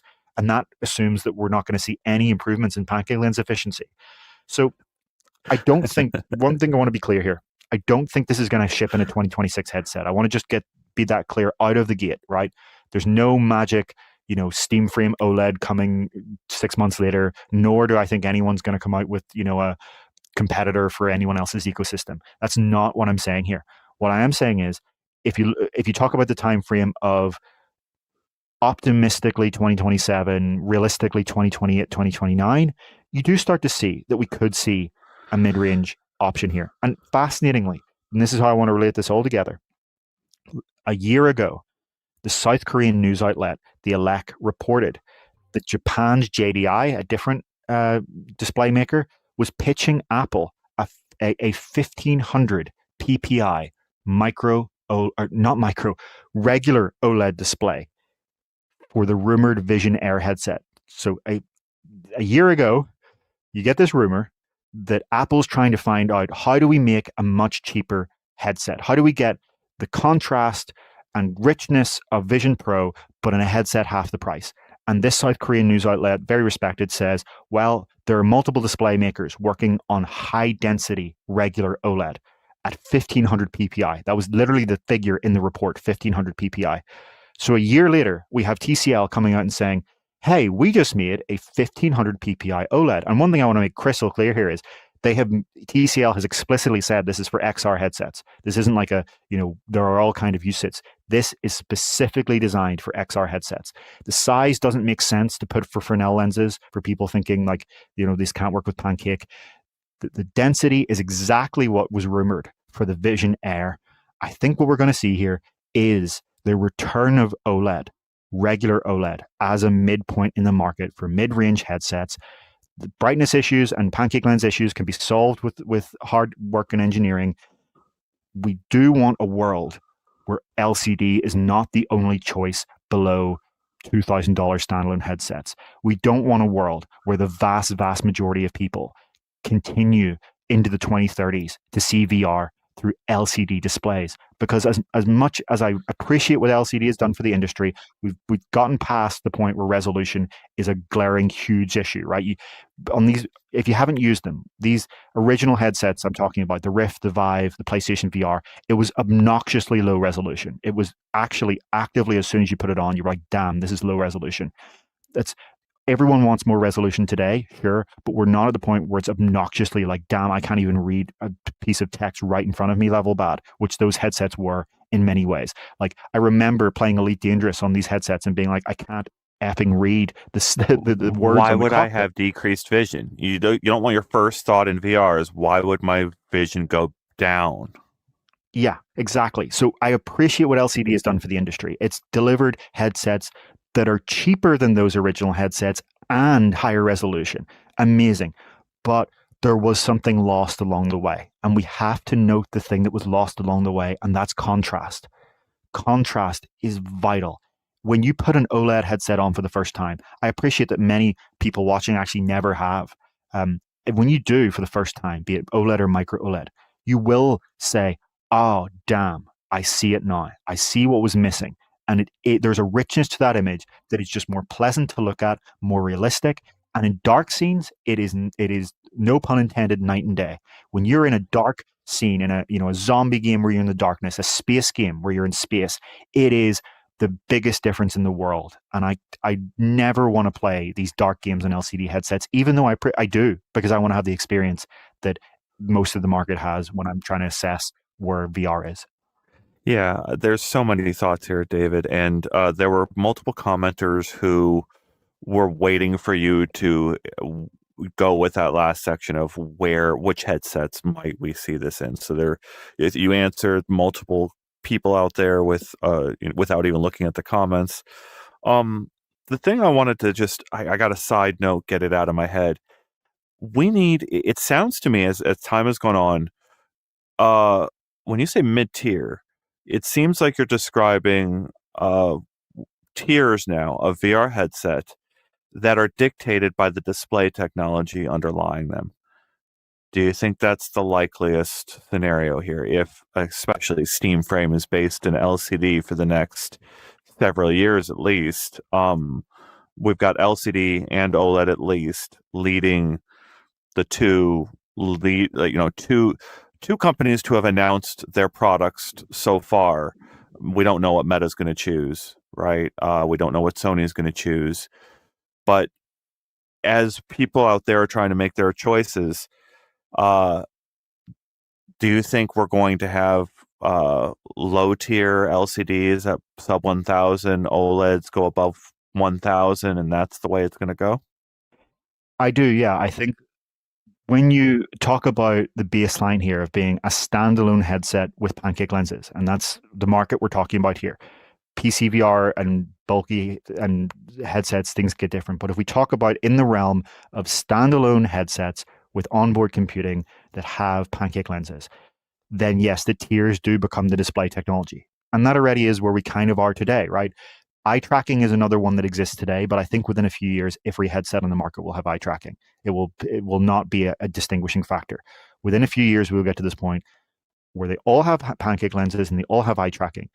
But the cheap ones or the affordable ones, whatever you want to call them, are using LCDs. And I'm talking about sub $1,000, right? You're talking $300 to $800. Then from the 800 to 1200 range, which is what I'm talking about, this magic sweet spot that I think there's a big room for, which there really is nothing today on the standalone market that hits this. You do have the potential to bring in regular OLED at around 2.5 or 3K, and then talking about resolution, not price, and then you still have your Galaxy XRs and Apple Vision Pros that are $2,000, $3,000. That's the territory. There's no way to ship a standalone headset with micro OLED that doesn't get above $1,500 today. Once you add all of the BOM costs together, again, I keep saying Big Screen Beyond does have micro OLED for $1,000, but it's not a computer. It's not a Steam frame. It does not have any of the things that Steam frame has. It doesn't have the Snapdragon chipset. It doesn't have storage or a micro SD card or RAM or onboard tracking. It doesn't have a battery. It doesn't have any of these things, right? It doesn't even come with controllers. All of these things are going into the Steam frame BOM. And I'm not attacking Big Screen here. It's a great niche product for what it is. I'm just saying there are unrealistic expectations about micro OLED ever arriving in affordable headsets anytime remotely soon.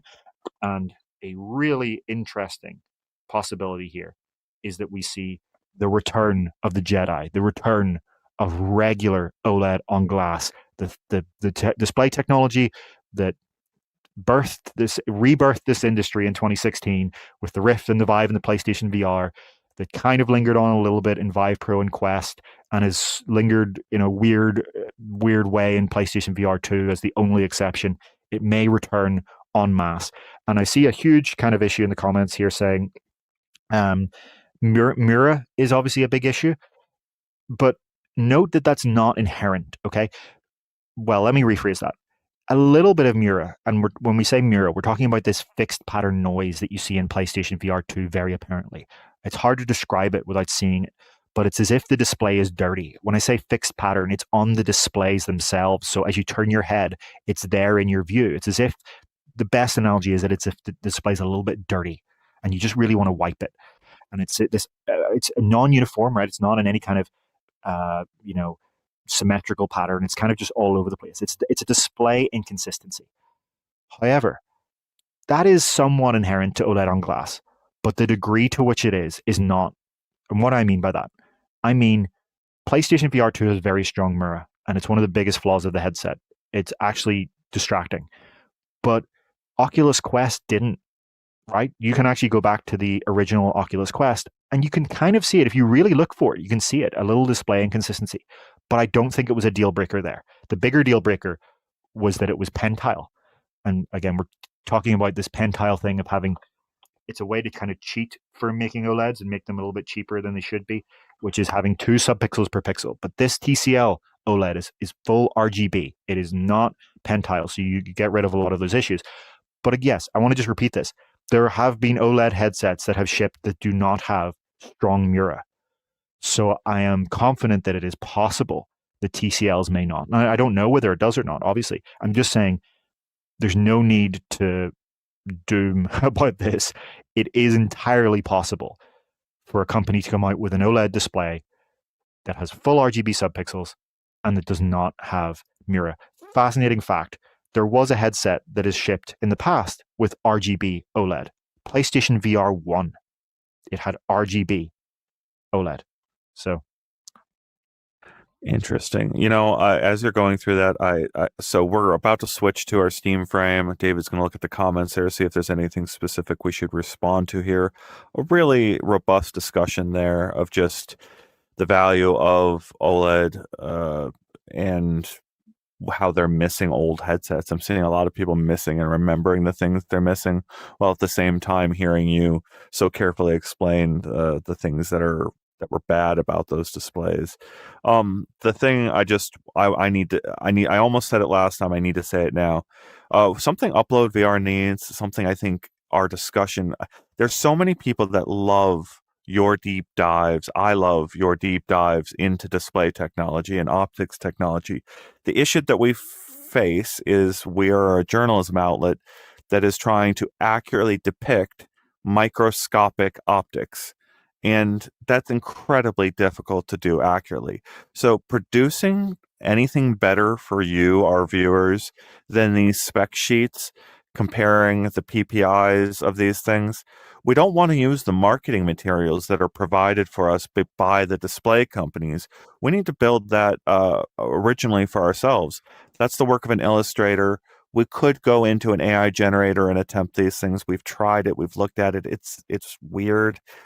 I would love to work with anyone in our audience or anyone that we could have work with us to produce better illustrations of some of these differences that we feel like hold up through a YouTube stream, right? Like ultimately that is one of the things that happens at the end of this, that like any idea we try to do to depict what uh the contrast levels of an OLED provide are going to pale in comparison to putting on a headset and experiencing true darkness. Yeah. Still have this need in our audience, and the space for like people wanting deep dives like that. We had a question from our audience asking where to subscribe to us. We do recommend subscribing to us on uploadvr.com, but we have a very robust YouTube fan base here that love that know that and still subscribe to us on YouTube. So thank you to all of our members on both YouTube and on our website. And we try to shout out all of our members every chance we get. We notice the commenters on YouTube in our chat, and we I don't want to say I call them out more, but I do notice the green in my menu a little bit more. That's the LCD working, isn't it? Or is that the OLED working? You would notice it even more on an OLED display for sure. I mean, like when it comes to displays, we have gone to Display Week a few times, which is a conference where they show some of these new displays. This one in particular was shown at China's equivalent. So we're not traveling to China for a bunch of reasons, but if this is brought to the Western Display Week in 2026, I probably will be there and give it a try, and I can tell you what it's like. There is this kind of pressure, obviously, to depict it, but you do run into this funny issue that how do you show someone watching on an LCD screen or reading an article on an LCD screen what an OLED looks like, right? You can kind of depict it by doing exaggeration. That works. You're never really quite getting it. And that's even just for flat screen stuff, right?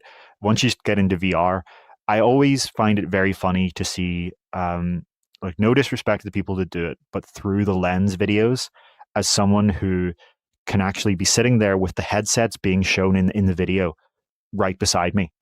And I can literally go back to back and watch this person show me a through the lens shot and put the headset on and go, well, that doesn't look anything like this. Because you're not seeing what a human eye sees through these lenses.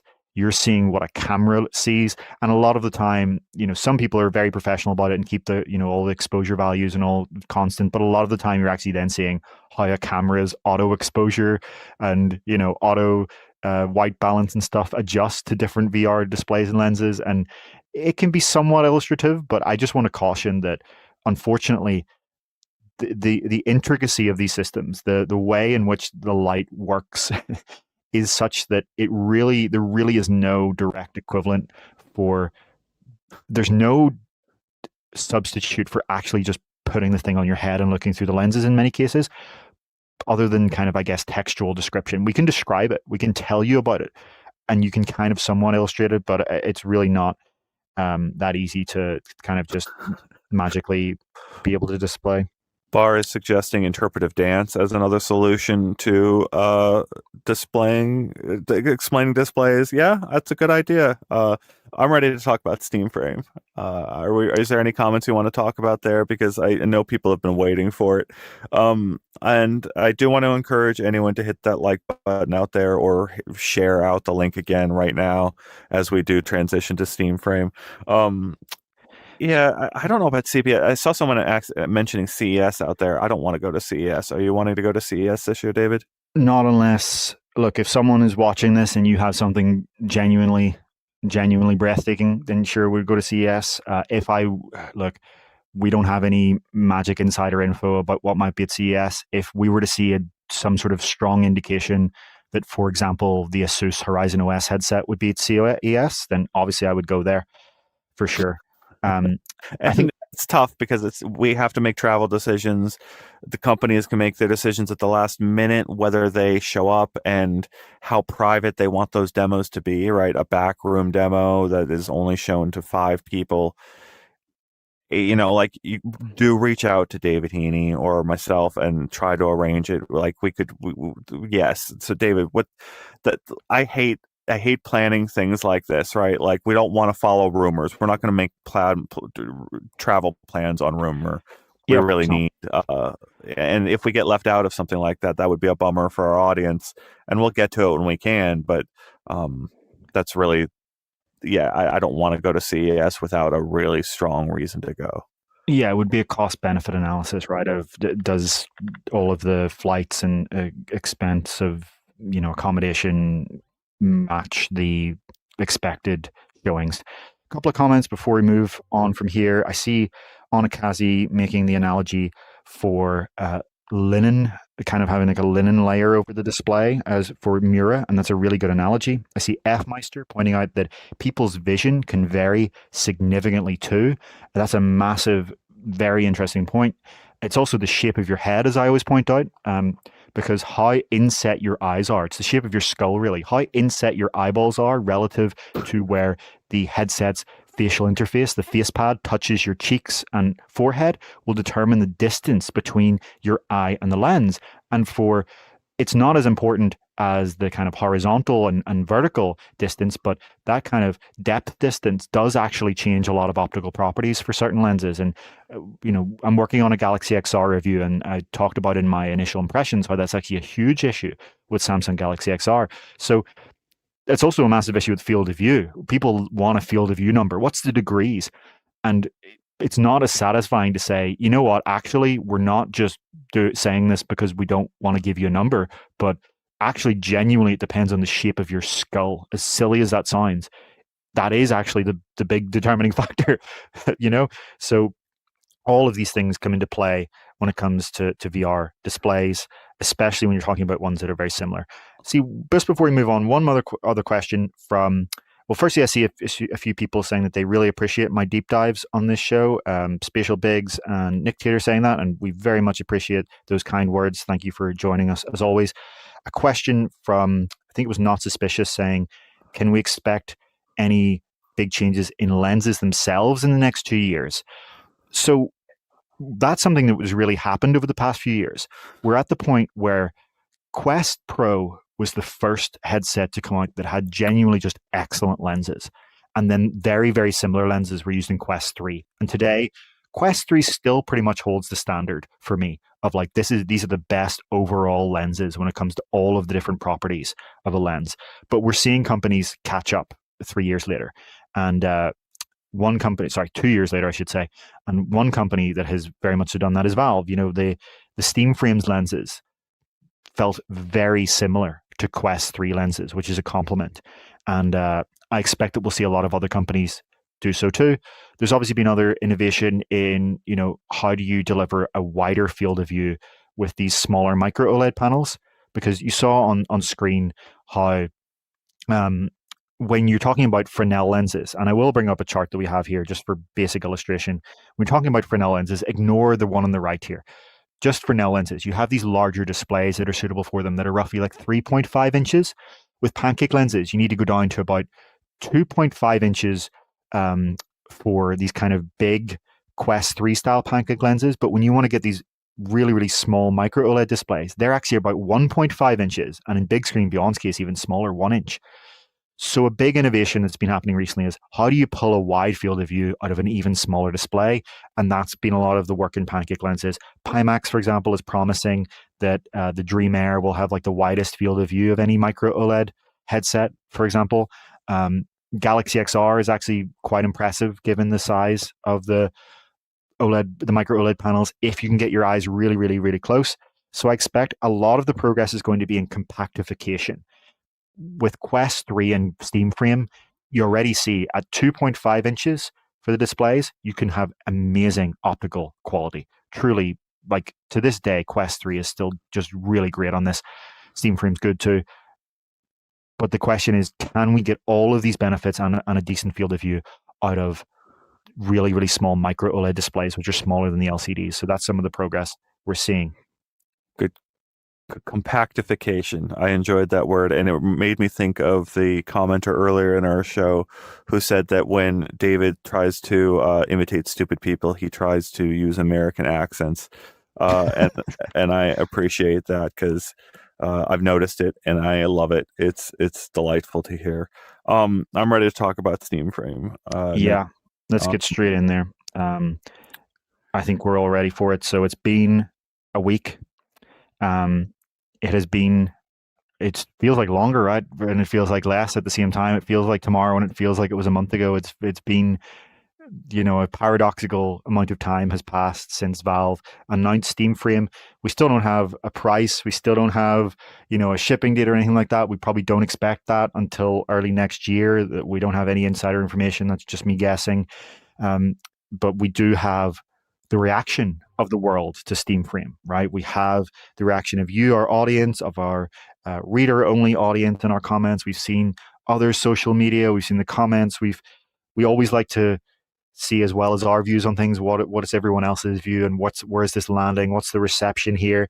And I would say it's been controversial. It's been very mixed reception. There are people who are overjoyed with it, especially around the software side. There are a lot of people who are out there saying, there are people who are in tears of joy about the fact that this is a PC running Steam OS, the Linux-based OS that is the same one that runs on Steam Deck. Truly, this is your product. You can do whatever you want with it kind of pitch here. We've seen, other people just say, I'm really happy about the wireless solution. But obviously, there has also been a reaction from some parts of the community around the displays in specific, around those being 2K LCDs that are, pretty much the exact same resolution as Quest 3. Well, 2% more pixels. We don't need to really reference that as an increase.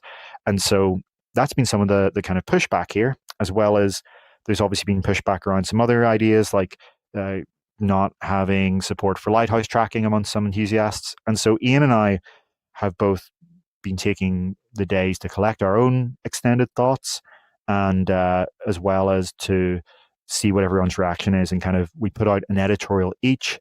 You can go and read them on uploadvr.com. Mine is called Steam Frame Isn't Valve Index 2, and that's a good thing. And Ian's is a quote from Valve. Steam Frame's modular design, I don't think it's been done before. And Ian references some of the conversations he had with Valve. So I think, do you want to go with yours first or mine first? Or let's start with yours. Yeah. Sure. So my argument in my editorial is that Steam Frame is what the PC VR market needed much more than a Valve Index 2. If you were a Valve Index owner, when Valve Index launched, it was at the very high range of prices in the VR market. Sure, there were, Vario headsets that were thousands of dollars, and, you could get like a HTC Vive Pro kit for a little bit more, but it was very up high, right? $1,000 was a lot for a full VR kit back then. This was long before the days of Apple Vision Pro setting the $3,500 high end. $1,000 was the high end. When you adjust for inflation, it's obviously a lot more than $1,000 today. And it was important in many ways, Index, right? It did push forward fidelity in PC VR, especially around refresh rate, around field of view, around audio and tracking. However, it didn't really largely expand the PC VR market. This is something we often talk about on this show. What did do that was Quest 2 and the virtual desktop and Airlink for Quest 2. And so some of this comes back to what we were talking about in our PlayStation VR 2 discussion earlier. What people want outside of the enthusiast bubble is something that is wireless and affordable. And the wireless thing is really, really important. There's kind of an irony here. Sorry, 1 second. There's kind of an irony here that when Gabe Newell was interviewed in 2017, he said, I think wireless VR is a solved problem. And he said, I think it will be an add-on this year, as in 2017, and in every headset by 2018. A year later, Valve launched the Wired Index. During the Index launch, Valve referred to exploring all kinds of avenues for wireless. It was something that was very much at the top of their mind during Index. I don't think in Valve's ideal world, the Index was a tethered headset. In their ideal world, it was wireless, but we're not in the ideal world. And engineering realities and supply chain realities and all of these things come in to what you can actually ship as a product. You can always try to keep delaying a product and add more and upgrade more, but they had to ship something. The HTC partnership was clearly not working, as Ian has mentioned multiple times during this show. And Index was what they were able to ship. But for so many people outside our bubble, outside of our enthusiast bubble, what matters most is it being wireless. There are so many people who did not buy into VR until the Quest headsets come along, not only just because of the standalone aspect, right? There are people who had a PlayStation, who had a PC, but people who said, now that the wire's cut, I want in there. And if you missed earlier in this conversation, I mentioned how there's this selection bias that goes on within the enthusiast VR community, where by definition, if you're someone who bought a wired headset, you are someone who does not care about the wire. But then you miss that there are a bunch of people who never bought at all, right? There are infinitesimally more people that have not bought into VR yet that potentially would with certain upgrades and prices and content, that there are infinitesimally more of them than there are people who are in VR already. So I think Valve understood this. And I think the number one consideration when designing SteamFrame was, how do we make a wireless headset, a headset that delivers the freedom of wireless? Because it's not only about like it just feels better.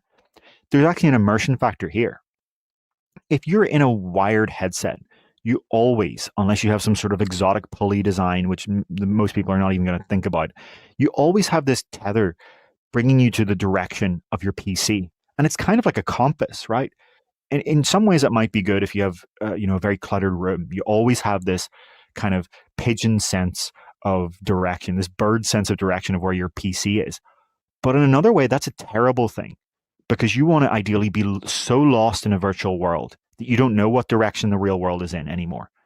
If you're truly immersed in VR, you should be unable to answer the question, where am I pointing right now in my real room?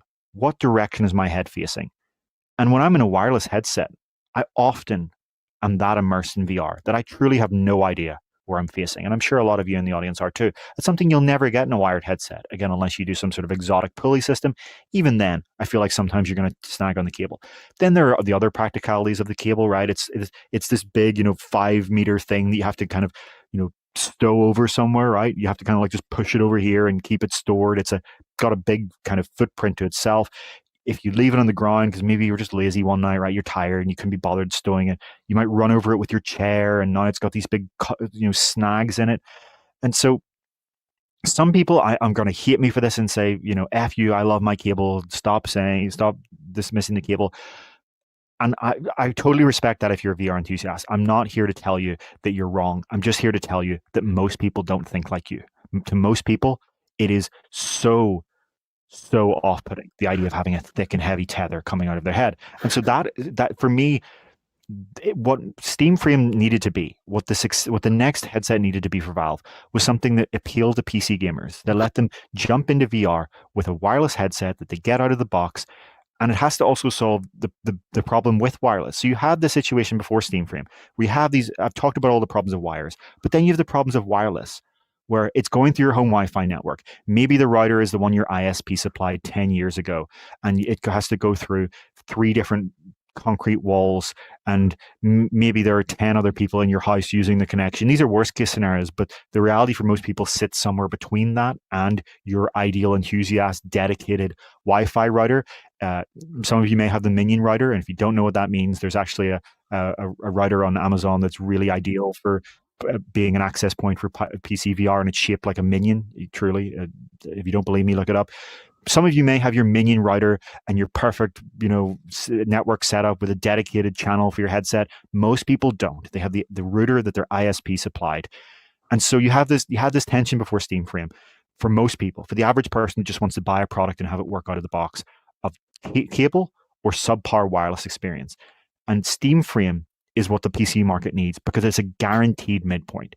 It's the 99% of the quality of the cable, as we talked about in our hands-on with the foveated streaming, plus none of the reliability issues of your home Wi-Fi network. It's a product with no question marks that a PC gamer can buy, take out of the box, put the USB dongle in their PC, and jump straight into Steam VR without the headaches of cables or home Wi-Fi networks.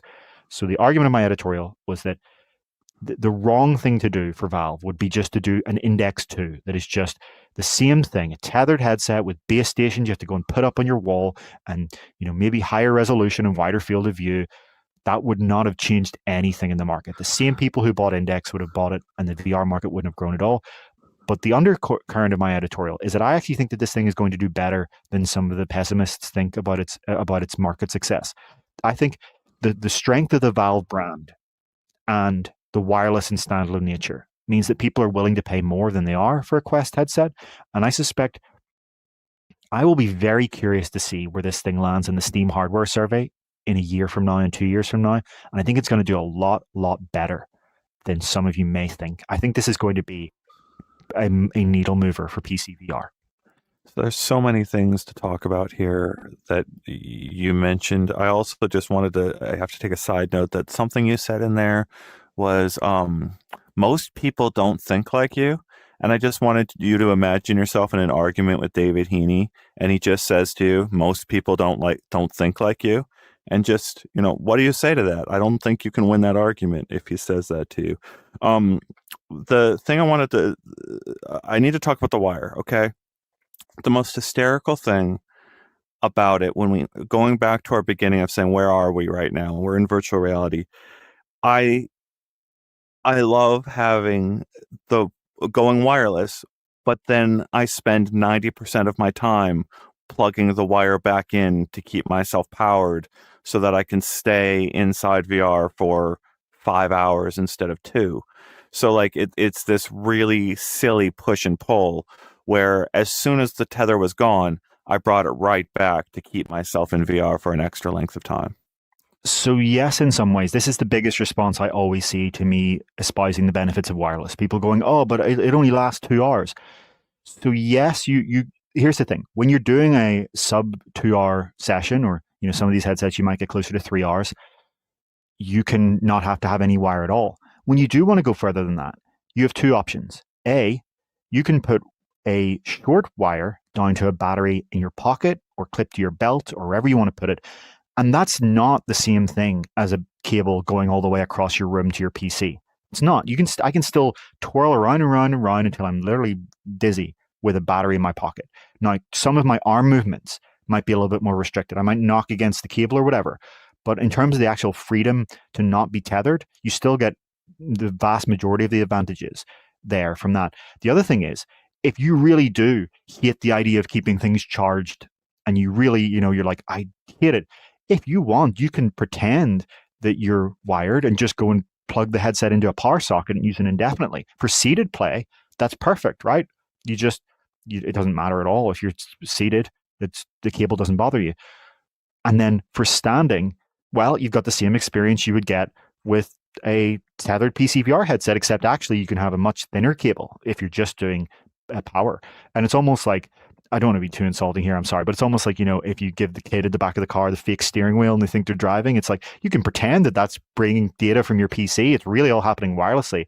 I contend that based on my experience with Steam Frame, you're not going to notice a difference, but I think you can. I would love to do like a double blind test and trick someone into thinking they were using a wired headset, as devious and evil as that sounds. So I need to say thank you to Geek for the donation and asking, does Steam Frame's inside out tracking have a name like Lighthouse? Will Valve license it for use by other Steam headsets like Big Screen or Shift All? I think you asked that question of them. I did, yes. I asked that exact question because this fascinates me too. Geek Chap, this is a fascinating question. Thank you for the donation, because it does seem like if you want a big screen beyond 3, wouldn't it be better to be inside out tracking, for example?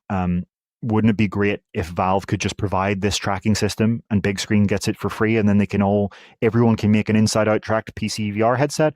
And then there are other advantages, right? As well as like maybe you can make other track controllers and objects. I asked about all of this. The answer was essentially, Valve wasn't like no, but their answer was essentially, right now we are really just focused on shipping this product. I imagine they're spending long hours and long evenings and weekends just shipping this product. It's actually, we often talk about the extreme effort that goes into shipping a VR game. It is also a massive cross-disciplinary full company effort to ship a VR headset like this, especially a standalone headset. There's so many interacting components and edge cases and software and firmware issues, and it's a really huge project. These are multi-year projects where many people are working long hours. So they're not thinking about it yet, or at least they're not doing it actively yet. They're thinking about it, of course. They're always thinking about it. But that's the impression I got. Now, there was no definitive answer, but the impression I got, and I'm going to keep saying this, the impression I got is that this is something that they may start exploring once they get the headset out the door. It's just not something that they're currently doing. Goodness, many things to talk about. I guess I'll just address this Viper person saying that if any other headset and Meta came out with something like these specs, we would rip it apart, basically. This is a headset that has made extraordinary trade-offs on the caliber of the kind of trade-offs that Quest 2 made, right? Every headset is study in trade-offs, and we actually study those trade-offs more deeply, I think, than most of the internet. And we have hours here now of footage of us discussing the trade-offs here. And those trade-offs are considerable. But the thing is, you've got to consider this, what's in the name of the product. It's not just those trade-offs. It's those trade-offs plus your Steam library. They are promising your Steam library is part of this product functionally. That's both a problem when we want to talk about how open the device is, but it's also a promise from Valve on the other side of things that they're not going to just let this thing float out into the ether with no support. They're going to try to at least get you some amount of performance out there on some things. And that's critical when you're talking about VR. I saw someone in our comments here going, my dream here is Skyrim VR with mods. And I'm going, yeah, man, that's the dream. But holy crap, good luck to you doing that in standalone, right? Now, all those mods running on your PC and that's streaming over to your standalone, that might work. That might be really interesting.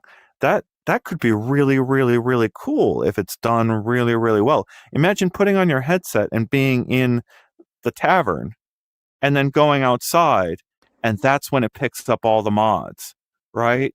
That's when it flips over to the streaming from your PC, and now you're looking at gorgeous skies and flowing water and animals prancing across the landscape, right? Because that's coming from your Steam machine over there, right? The only company that can do this is a company that controls all of those links between everything. Yeah, so a couple of things here. Firstly, I just want to be very clear on expectations. Skyrim VR is not going to be running on a standalone mobile chip anytime soon. It's not going to happen. Maybe you get like someone makes an ultra low graphics mod. The game without that is not going to run on a standalone headset. It's going to use your PC. But I want to respond to the accusation of like, if this was any other company, that we would rip it apart. Well, firstly, the reason that we haven't done so is because we don't know the price. I said this in my hands-on, and I'll say it again. How Steam Frame's trade-offs are evaluated will completely depend on where it lands between Quest 3 and $1,000, right? Valve has not given the price. All that Valve has said is that their aim is to make it less expensive than the Index full kit, which was $1,000. That's a huge range.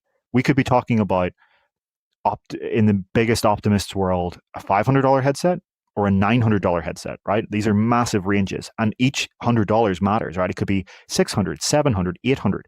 Each one of these price points dramatically changes what the product means. And I want to just point out on a hardware level, like this idea that it's just like a Quest 3. We'll get into Ian's editorial here very shortly where he kind of addresses that. But I want to address it too, which is that like it's not. It does have, its own hardware advantages. The chip is more powerful. The GPU is more powerful, and it's got twice the RAM. We really haven't talked about that enough on this show. Quest 3 only has 8 gigabytes of RAM. This is 16 gigabytes. That's a massive difference for certain applications when we do talk about trying to do things like open worlds that aren't going to run on a Quest 3 and other kind of higher resolution textures and things like that. That is a big point that needs to be understood. This has got double the RAM. The form factor is so much better. The fact that you have the battery in the rear and a 185 gram visor at the front means that it's going to be significantly more comfortable. Now, I haven't used it for hours, but in the time I used it, it felt noticeably more comfortable than my Quest 3 that I use almost every day does, right? That's something that I noticed out of the gate instantaneously. There are other advantages here, obviously. The controllers, for example, have more than twice the number of IR LEDs. So they look similar to the Quest controllers, yes, but under the hood, they're actually going to be much more resistant to occlusion. Do you remember earlier in this show, we said that one of the trade-offs of removing the tracking ring on the Quest 3 controllers compared to Quest 2 was that you got some further occlusion scenarios where the tracking would cut?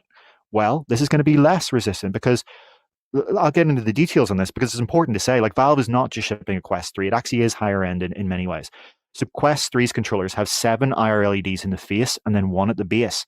This has a total of, I think, 18 or so distributed all around it. So see up through the handle and all around and the back as well. These controllers are filled with IR LEDs, more than double the number of IR LEDs. And that means that it's far more likely that in a given frame, the headset can see at least 2 of them, for example, to get a really good track. So that's something to kind of note here. And then obviously by removing the battery, I'm going to keep, pointing on the ergonomics. The other thing is, of course, this inclusion of the Wi-Fi 6E 6 gigahertz antenna. And a lot of the reaction to this from enthusiasts has been, well, I already have a Wi-Fi 6E or Wi-Fi 7 set up in my home, so this doesn't matter to me.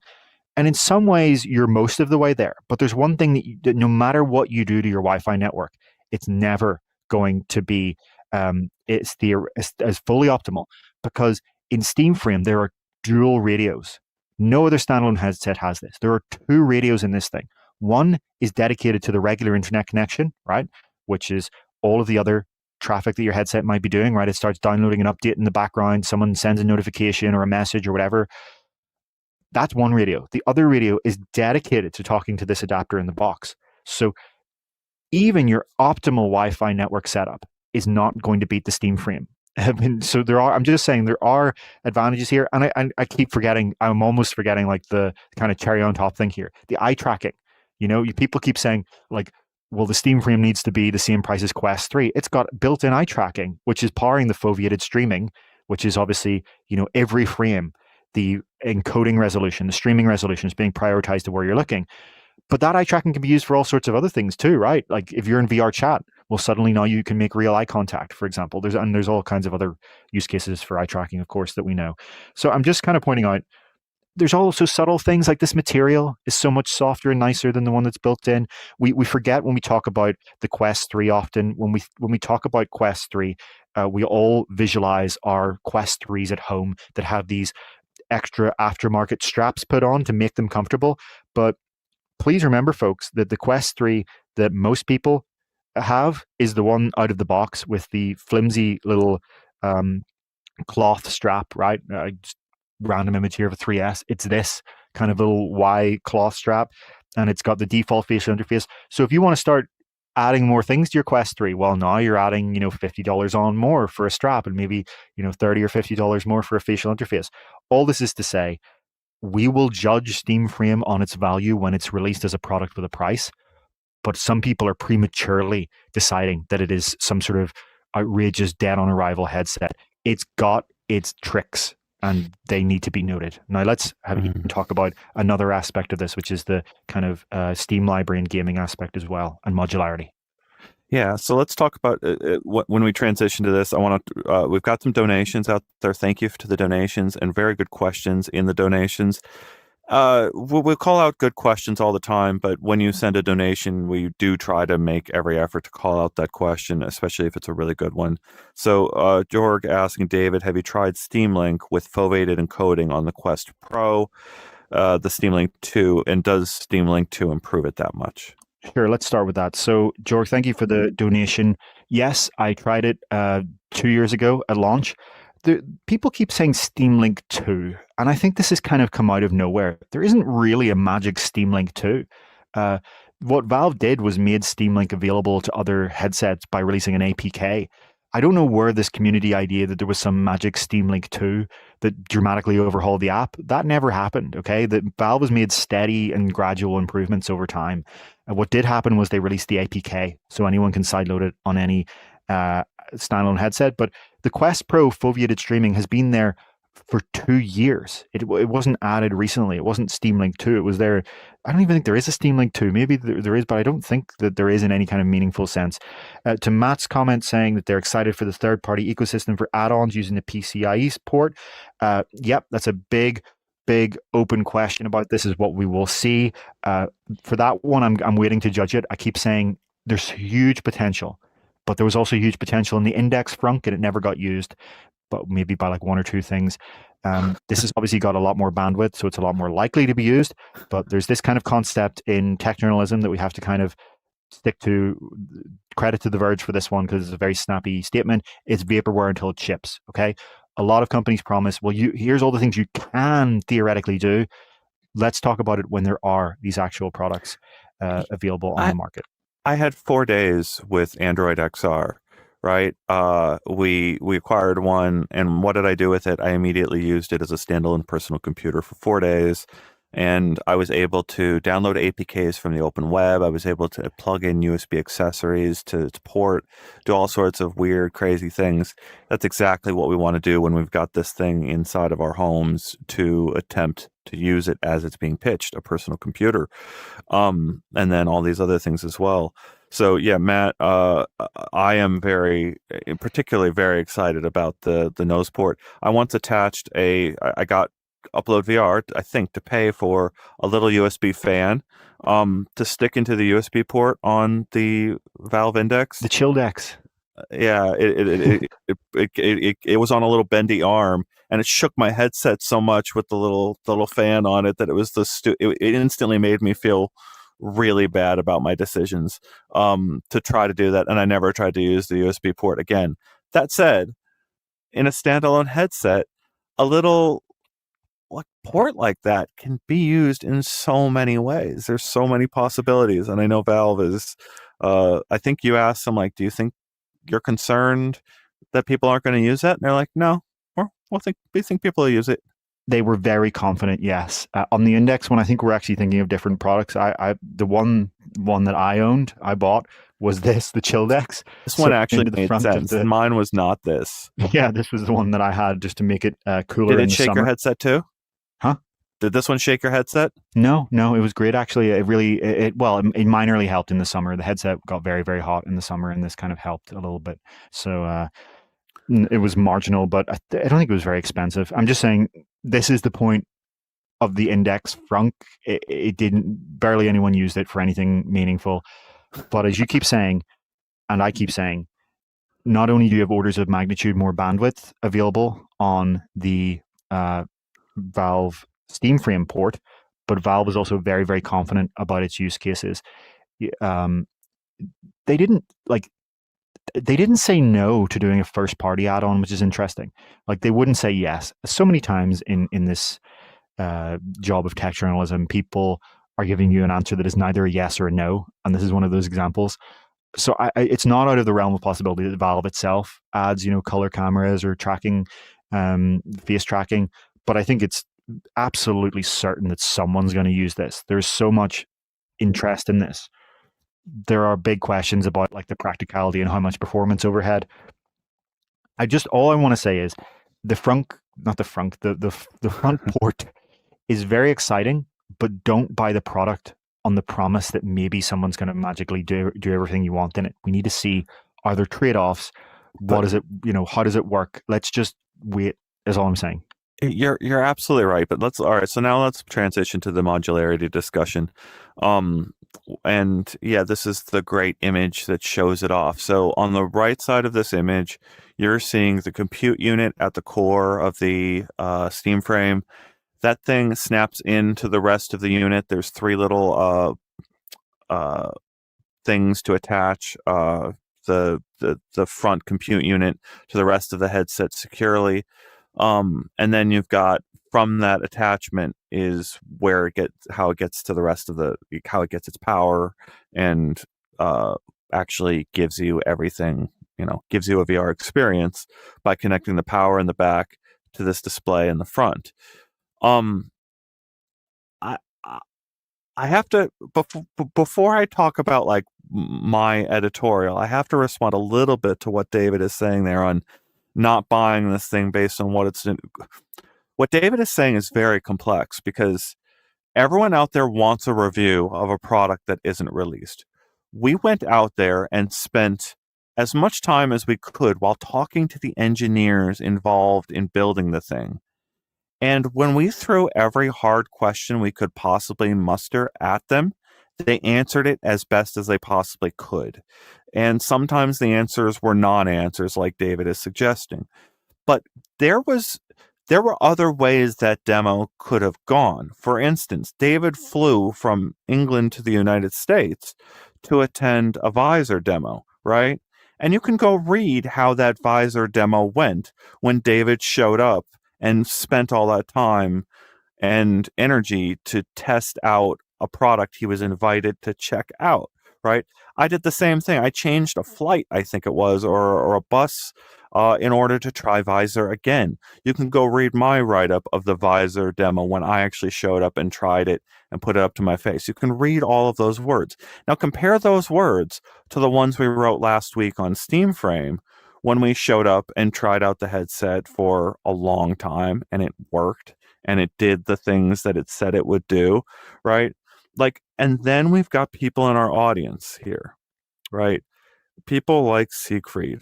I love I love so many of your comments, and the one today, I hope most Steam VR games work on the standalone Steam frame. Like, I hope it too, right? But that's not a decision. We can't buy the product hoping that's going to be the case. And we understand that as well, right? Because in all reality, it's not, right? Like it's not, that is not going to happen. All we've been able to get them on the record is they hope Half-Life Alyx, like if they're optimistic, Half-Life Alyx will run performantly on the device. Yeah, just one point before, please continue. But the one thing I just want to make clear here is most Steam VR games will run, but most will not run well. And that's something that people have a really hard time, for some reason, with like really kind of grasping to heart. You can run whatever you want, but at the end of the day, it's running on a 10-watt mobile chip. And the same, if you tried to run, Cyberpunk 2027 on a 10-watt mobile chip, what do you think is going to happen? And it's the same thing is going to happen here with a lot of VR games. All right, I love that. All right, so and here's the thing: philosophically speaking, there is some subset of the public, of our audience, who just, I want that. That is me. I am ready to run this at 5 frames per second because I can. I'm going to do it to my head because I can, right? Like we respect that and understand that in our audience. But that is, David did a little essay on it. Now I've given a little essay on it of just wait for our review. wait for them to ship us the finished product that they intend to ship to you, the consumer, and then we'll say whether this is worth the dollar amount that they're asking for you, the end user. So I needed to say that before I got deep into the modular design stuff. Any comments we should respond to before I talk more about this? Yeah, just before you jump in, I saw one person asking, does the foveated streaming help with performance on your PC?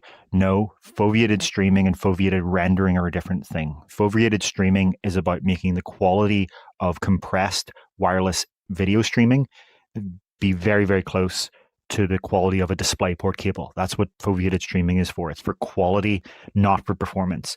Foveated rendering is a different story. I see someone asking, can the standalone Steam frame do foveated rendering? Yes, it can. That is something that is possible, yes. It gets more tricky when you start talking about wireless.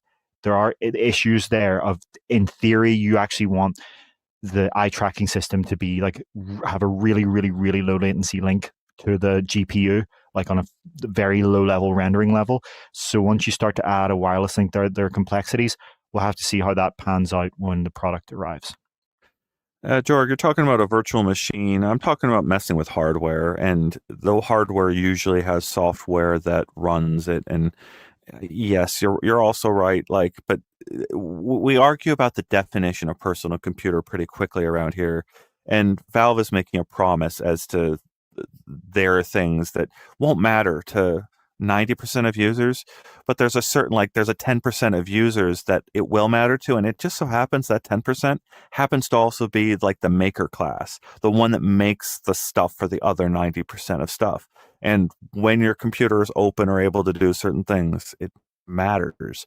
But we're going to see some really, like, in that argument's defense, right? Meta has long made the case that they're going to be the most open platform. And everything Valve does almost always requires you to log into your Steam account to access. So does Meta, right? Everything Meta is doing is requiring your Meta account to access. But there's also other things you can do with some of these personal computers. But we're going to discuss this. This is what the core of this very show gets into all the time. I need to talk about using this headset laying down.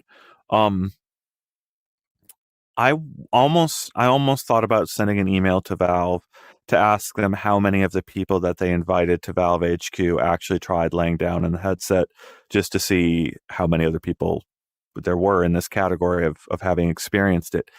When I came out of the headset, having laid down on their couch, having laid down on the floor in Half-Life Alyx, and having watched a video on the couch, I started talking to them about that, about this decision, and engaged with the Valve industrial designer who worked on it.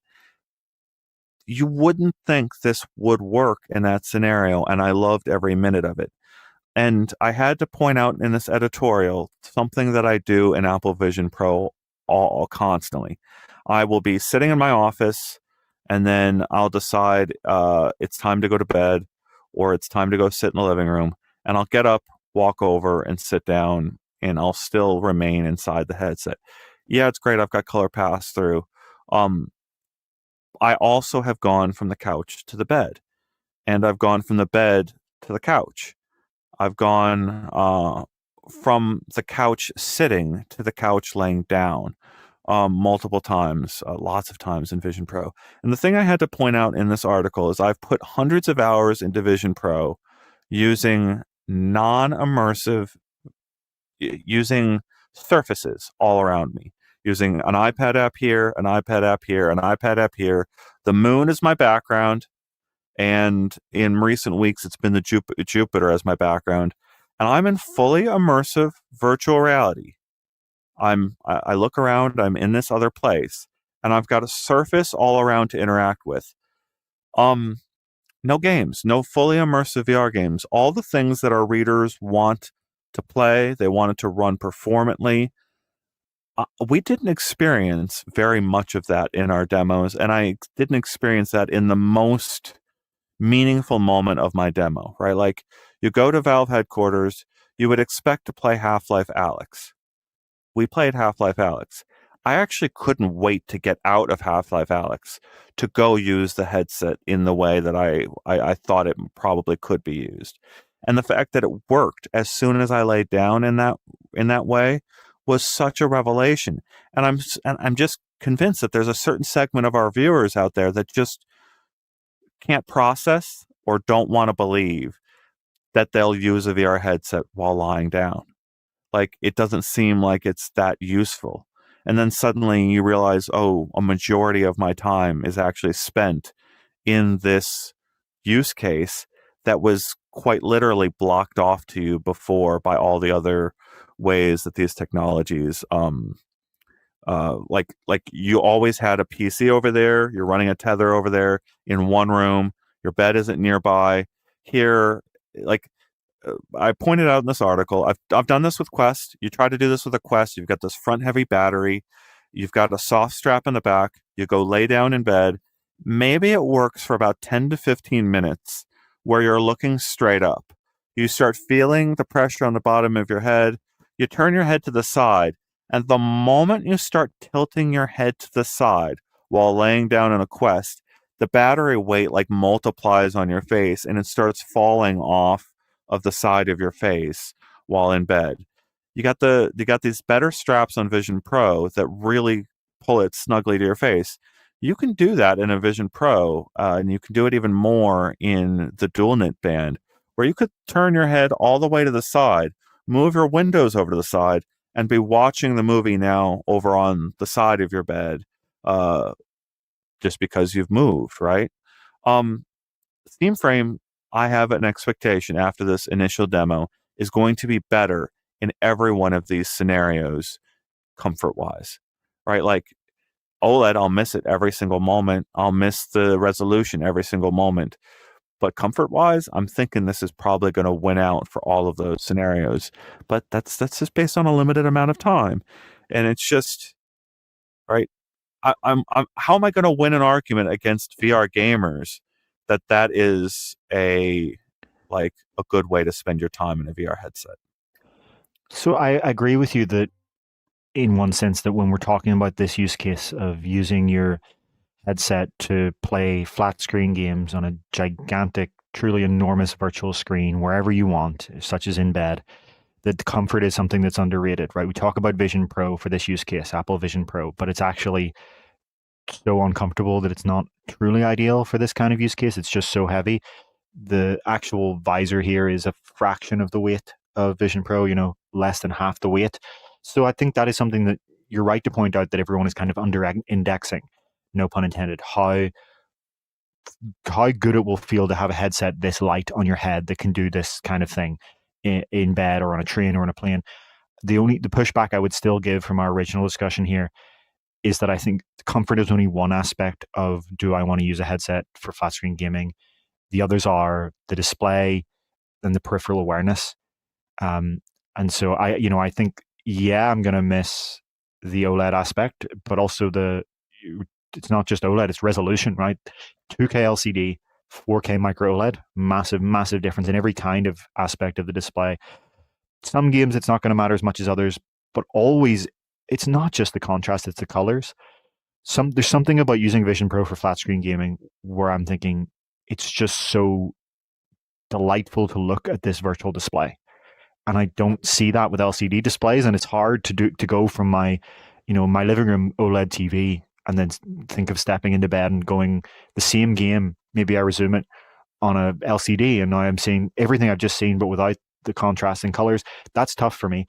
I understand what you're saying, but it's tough for me. The other thing is, I think I suspect you will miss color pass through more than you think, because it's not just the lack of color; it's also a lot lower resolution. Did you actually try the black and white pass through on Steam Frame at Valve? I did, and it was not good. They colorified it, so it was like blue in one of the experiences. I think they have that in Steam VR for Index as well. It's like you can do the edges. It's an edge detection filter with, you say colorified. We're not talking about like AI colorization. We're talking about like it puts blue on the edges and lines.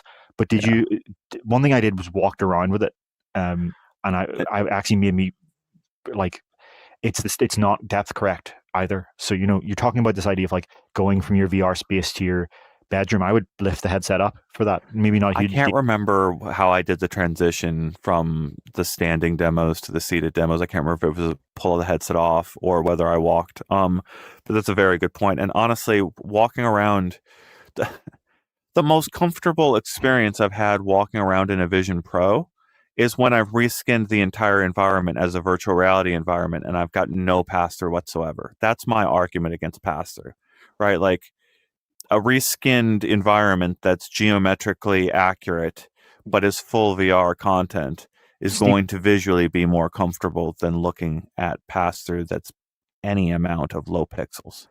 Steam Frame can't do that either. It doesn't have a depth sensor. It can't do environment meshing, right? So you can't do that either. You get you two choices with Steam Frame. You have the out of the box black and white pass through and full VR. A lot of the time, I want the medium. I want an Apple Vision Pro the option to toggle it and have it so just slightly in front of me is pass through and always my hands and arms. So I can actually put maybe my popcorn below me if I'm watching a movie and I still see the bowl, right? I don't have to like fumble around with something. I might have my drink there and, maybe a straw and I can see it, but then everything else is VR. And that's the thing, like it's not binary. When you have a headset like Vision Pro, it's giving you the option of exactly how virtual and how non-virtual you want. Yeah. Just before we want to go into this discussion, I see Georg, who did kind of ask the question, didn't get fully answered. What did I think of foveated streaming on Quest Pro? I think it's good. It's very good. I don't the difference, to get to what you're really asking, the difference between foveated streaming on Quest Pro with Steam Link and on Steam Frame is that Valve is able to do it at lower latency because it's able to be earlier in the rendering stack and bring out the eye tracking earlier in the perception stack. So it's lower latency foveated streaming on Steam Frame compared to Quest Pro is the answer. I see that you say the Steam Link app has changed to 2.0, but all I'm trying to say to people is that there was no magic giant change in Steam Link 2. It's just that they kind of have announced that where it's now being used for Steam Frame and being available on other headsets via the APK. But I just want to make that clear. One of the reasons that foveated streaming is so vital to this and so differentiated from any other headset running the APK is, again, on Steam Frame, Valve is doing everything at a much earlier in the rendering stack, and so that means they can get a lower latency eye tracking. Oh man, my mind is going to so many places. What did you want to talk about? One other question, because I've seen a few people say something along the lines of Pico 4 had this resolution years ago, and I now see another comment asking, how do we think the image quality is compared to the HP Reverb G2? HP Reverb G2 also had 2K LCDs years ago. Funny enough, at the time, we all talked about how great resolution that was, right? Oh, wow, we're getting 2K resolution. But of course, we're many years later. The big difference between a Reverb G2 and a Steam Frame is the pancake lenses. The pancake lenses, people aren't talking about this enough when it comes to comparing Steam Frame to the Index or Reverb or other wired Fresnel lens headset. Pancake lenses look so much better. We've almost gotten used to it, on Quest 3, if you use it all day. If you're going from a Fresnel lens headset to a pancake lens headset, it will be a bigger upgrade than a resolution upgrade would have been. Like, if you've never used a pancake lens headset, you're in for a treat if you upgrade from, say, a Reverb G2 to a Steam Frame. I'll put it that way. I want to go back to the modularity because there was the one comment from Not Suspicious saying everyone should copy it. And where I wanted to hint at was I think everyone is sort of moving in the same direction. If you look at an Apple Vision Pro, its front face unit is actually pretty like it when you look at it on its own, you realize that it's only a part of the whole story of how this thing fits on your head.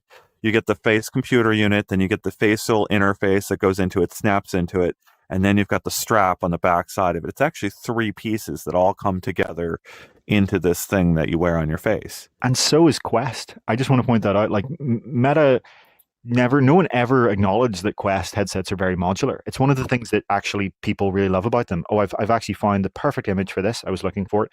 So this is from my Vision Pro review years ago. Here's the actual core module of Apple Vision Pro when you take away the straps and the facial interface. But here's Quest 3, right? They're actually not like Quest 3.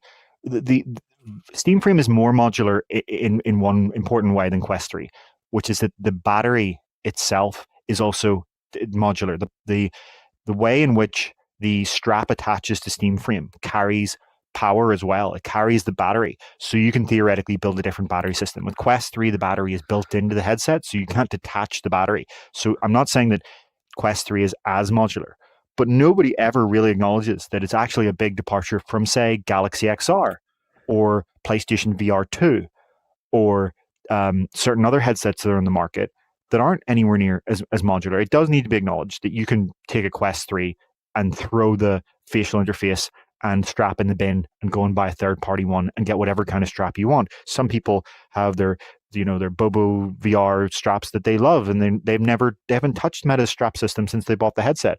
This is the core for Quest. This is the core for Apple Vision Pro, and this is the core for Steam Frame. Yeah. Love it. Beautiful. What a wonderful illustration, and one of the probably the first times you've seen that kind of illustration. I like Reason teasing us or joking. So Ian is saying Valve copied Apple, and David is saying Apple copied Meta, but they're joking.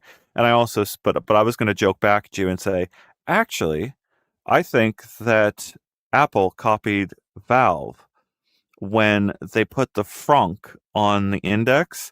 I think that would have been an amazing dev kit for testing the eyesight display on the Apple Vision Pro. If I was like the product designer for the eyesight display, I would have probably built the first versions of that on an index. Now, I have no sourcing to support that, but like when I see an index, I see a giant space for an eye display, and then someone else had to go and ship it. So what I'm pointing out is these companies are taking notes from one another, and they're learning from one another, and they're going, actually, that's a really good idea. So like when I see someone else saying, actually, if Meta's Puffin was very close to this with some slightly different decisions, I would actually be really game for what they're doing next. So I'm just pointing out they're all kind of moving in the same direction, trying to get these things to fit on every face and comfortably on every face during any moment that you might want to wear it, right? Like, and my first part of this whole thing was just pointing out going to bed or being on an airplane and having something on the back of your headrest is a major use case. So I actually think when it comes to the Meta headset next year, and people keep calling it Puffin. Puffin was one of the candidates. There's also Phoenix and Loma. This is why I don't want to keep calling it by a code name, because the code names are for the candidates. The headset itself, the product that they hope to release, is going to be one of these candidates. I'm just going to keep calling it the ultralight headset. So if you're not familiar with what we're talking about the fact that our sources and others like the Wall Street Journal and Information have reported that next year, instead of shipping a traditional Quest, Meta is planning to ship an ultralight headset with a tethered compute puck and an open periphery design. So that actually, if you think about this, depending on how they do that cable, if it's detachable, it's possible that it's a non-detachable cable. But if it's detachable, Meta might actually take modularity to the next level, because not only would the straps and battery be modular for this headset for Meta, the compute would be too, because you would have the compute in a puck, and then the headset has a display system and optics. So in theory, now do I expect them to do this? No. In theory, Meta could then let you in future upgrade just your display system or just your compute unit and keep the other. Whether that actually happens, extremely unlikely in my view. But in theory, you would actually get to a different level of modularity, because our understanding, again, of this product from Meta, it actually puts it in context how remarkable the product is. Because look at this. This is 185 grams, which is an amazing achievement for the fact that this has the chipset, the cooling fans, the RAM, the storage. It's all in here. We keep calling it a compute module, but it's a compute and display module, right? The lenses, the displays, the chip, the RAM, the Wi-Fi, all of that, the Wi-Fi antenna, these dual radios we keep talking about, all of this stuff is here, right? And it's 185 grams, which is remarkable, because Big Screen Beyond is like 125 or so. But according to the rumors, Meta's headset is going to be on the order of 120 grams, like, while still, being something that is standalone. Of course, the cheat is that they will have the compute in the box that goes in your pocket or beside you. But that just shows you like the comfort level that Meta might be able to achieve is remarkable. But again, let's come back to it's vaporware until it ships. We will evaluate that when Meta announces it. There's no need to kind of start proclaiming the virtues of a product that Meta hasn't even chosen the shipping candidate for yet. Not suspicious saying, I do think Meta is cooking and we can't announce the king's death just yet. Yeah, I love that. The thing about that comment is like, uh, all I care about is at the end of the day, we get open computers that let us do whatever we want without surveillance state, sitting inside of every action that we're doing inside the device. And I mean, like that's as pure like of my bias as I can possibly utter it, right? Like that would be my vision of a personal computer that doesn't require me to log on. Maybe I piece it together myself, right? The thing that I realized in talking with industry folks of my dream of piecing together your own VR headset from parts, it would add weight in order to shield the components from touch, right? And that would be bad when it comes to headsets. I've been telling you this for years. The intricacy of how these things are manufactured, no one, or at least a very, very, very small group of people have at home. You can't just, it's like trying to build your own smartphone. In theory, sure. In practice, come back to this whole miniaturization, compactification, you can't do it, right? It's not practical. Talk about well, I'm gonna switch subjects and talk about what I want out of a mainline vision here for a second to circle back on this.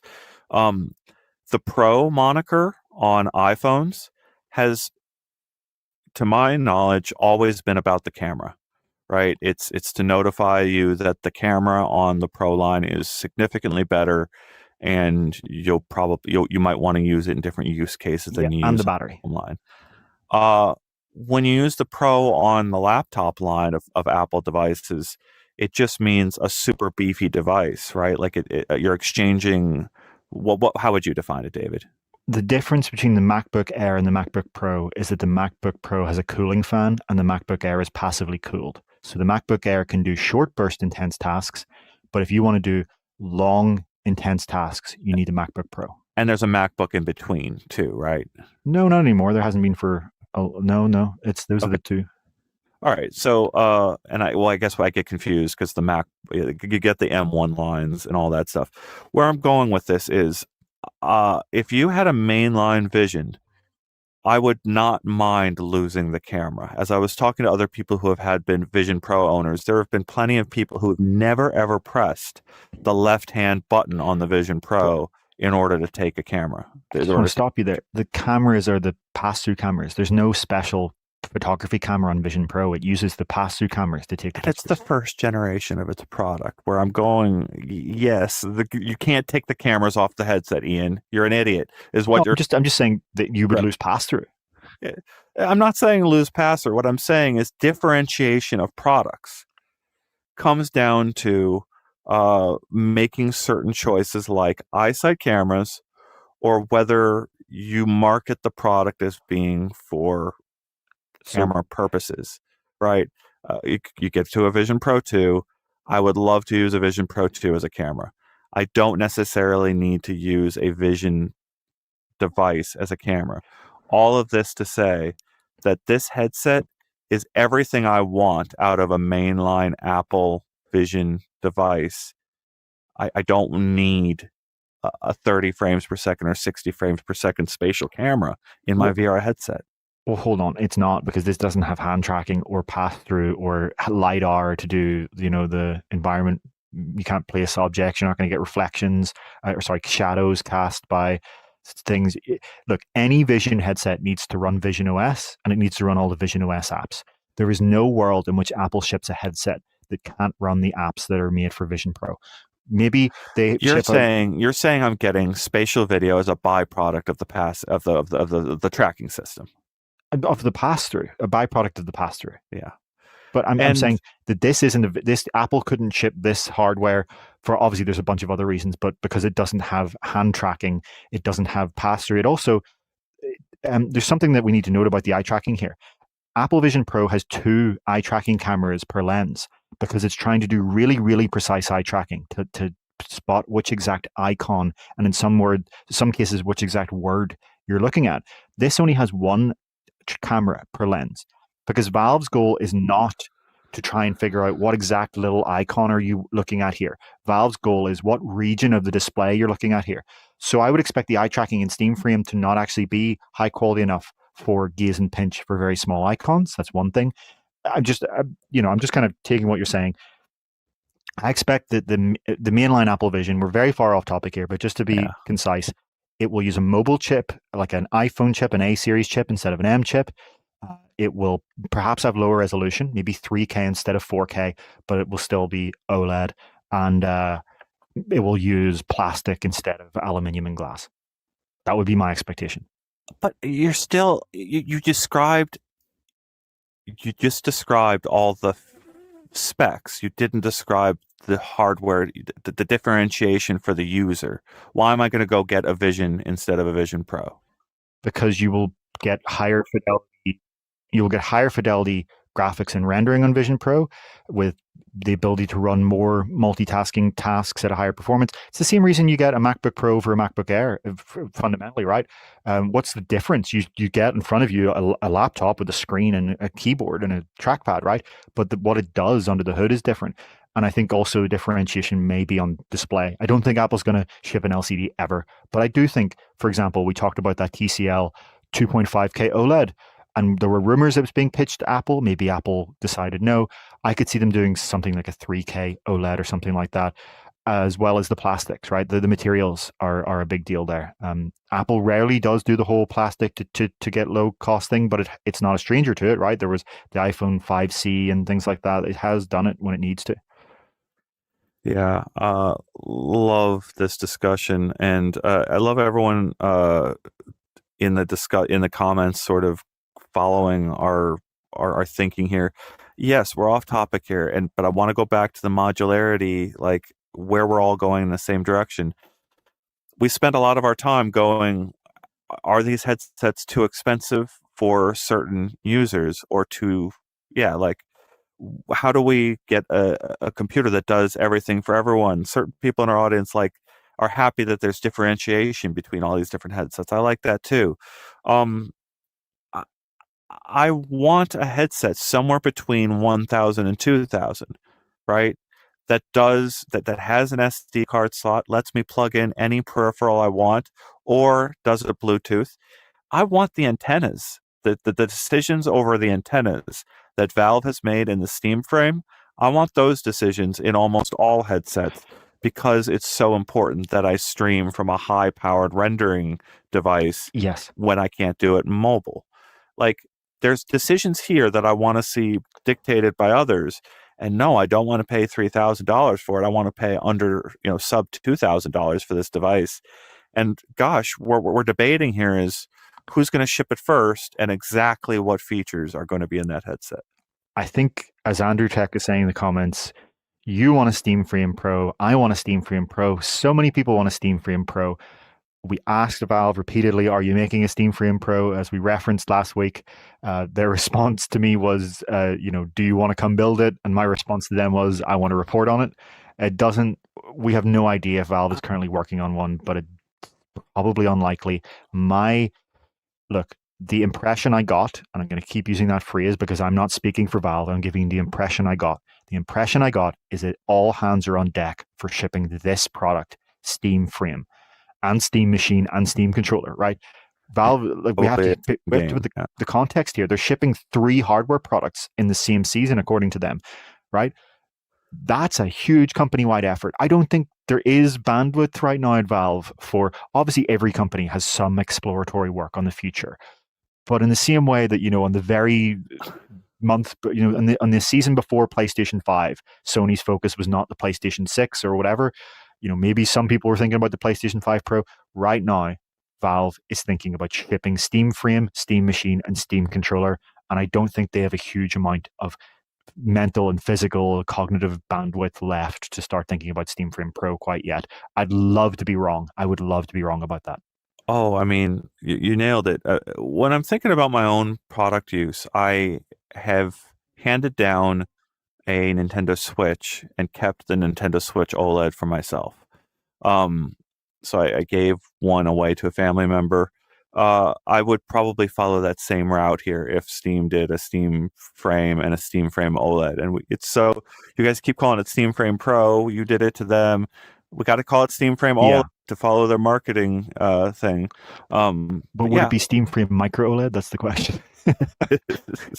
Who knows? man. And yes, we all want it. But like, if this is cheap enough, we're all going to be pretty happy. I need to talk about the Half-Life 3 part of my editorial, and just point out this, going back to that whole the Siegfried person in our comments keep asking about your Steam library. Imagine that old monkey's paw meme where the monkey's finger turns down every time it grants a wish, and your wish is for Half-Life 3. Your you have a second wish, and it's for Valve to do a standalone VR headset and kill the MetaQuest. And you can only get those two wishes granted if Half-Life 3 is playable in VR only on a big flat monitor, right? And I'm thinking the monkey paws scenario is probably actually going to happen. That like you can play a game like Half-Life 3 in standalone VR in a flat frame with the two controllers sitting side by side. And this was the example, like Portal 2. Imagine you've never played Portal 2 in your life, and or you've never played Portal. You're learning about video games. You're like, you've asked around. You're like, what's a great video game that everyone recommends? Oh, Portal. Okay, I'll go boot up Portal and Portal 2, right? You can now play Portal and Portal 2. Let's remove from the conjecture around Half-Life 3 on a giant screen while in the exact same scenario as the Apple Vision Pro user. So Apple paid for marketing money to show this exact scenario. They had a whole ad of showing this giant screen materializing above the headrests on a flight. You can play Portal 1, Portal 2, and introduce yourself as a new user to PC gaming on this giant virtual display on a headset that should be more comfortable than even the Vision Pro in that scenario. What happens Yes. if you get Half-Life 3 there too? Yeah. It's an interesting idea. I want to just push back on this the exact same as the Vision Pro user and repeat, it's not color. You're not seeing the plane around you. You're seeing a low resolution black and white view of the plane around you. Plus, it's not on a 4K OLED. It's on a 2K LCD. I've said that too many times at this point. The other thing is, like, I don't know anything about Half-Life 3. I keep seeing rumors pop up. I don't really follow flat screen gaming that closely, to be honest with you. There's obviously no indication it's a VR game. I would be paying attention if there was any kind of indication. I keep seeing rumors that it was supposed to be today, and it was supposed to be yesterday, and it was supposed to be last week. And I've seen rumors for Half-Life 3 for a decade now. It was supposed to be a bunch of different times. It seems there are more people talking about it now.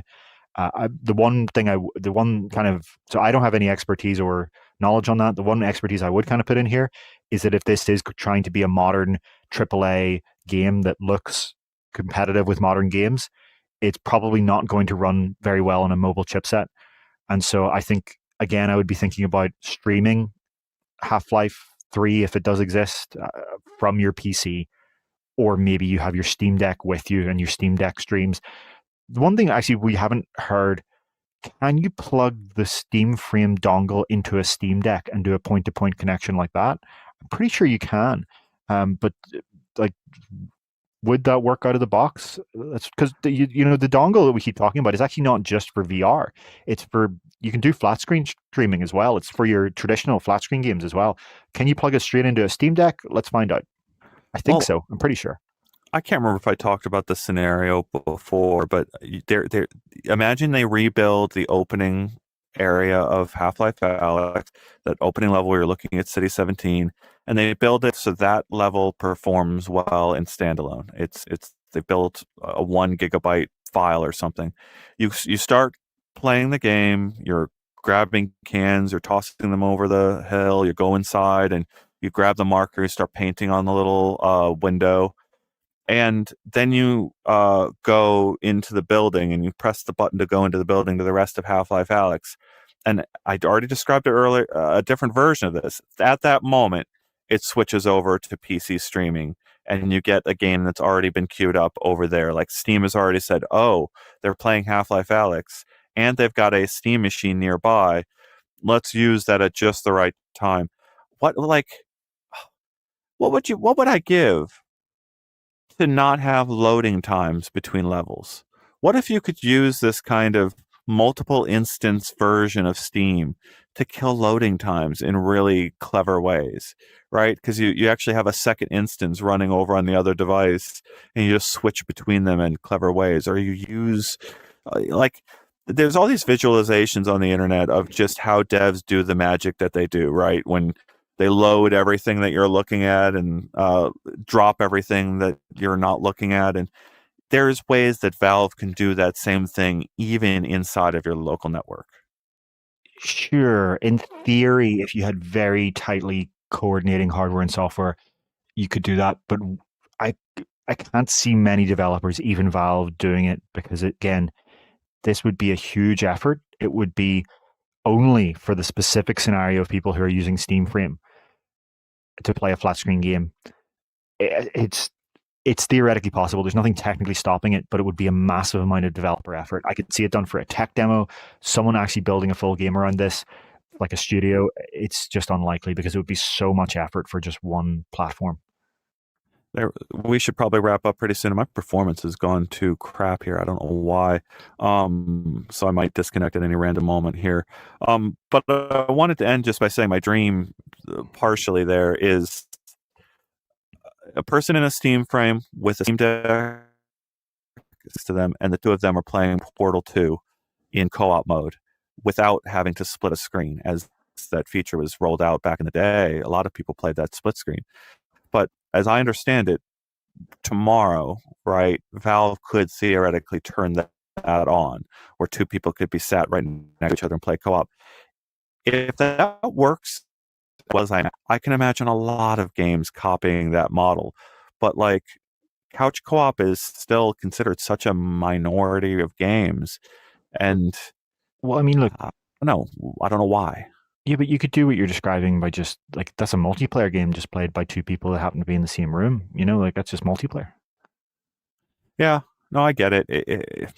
There's a lot of things for Valve to do here. Let's see. Yeah, why not employ Prey Dog with his UEVR injector? You're speaking our language. So there's still a portion of my interview that I haven't gotten to publish. I got to publish part of it, which was just Valve saying, I don't think anyone's done this particular modular approach before, made a comfortable hard shell backed battery that you could lay down in. That was cool. There was a whole nother segment of that conversation where Valve clearly spends a lot of resources on supporting open source efforts that they can then harness for their own purposes. So you can look at this as ugly or as positively as you want. You can be very, very judgmental of this like relationship Valve has to the open source community, but they're pointing out that they have supported and worked with hundreds of people who are just located in their offices using VR headsets or computers to file updates to open source software. And that is the work that is forming the foundation of everything Valve is building here. So yes, Valve gets to like harness a whole bunch of value from all this open source stuff that's being done out there by and with their help, right? So Valve is helping in some way, shape, and form on a lot of these ideas. Wasn't there was some Collabora recent development? They were doing something cool. I can't remember what it was, but like when Valve benefits, we all tend to benefit in small ways, has been the story of the last 25 years.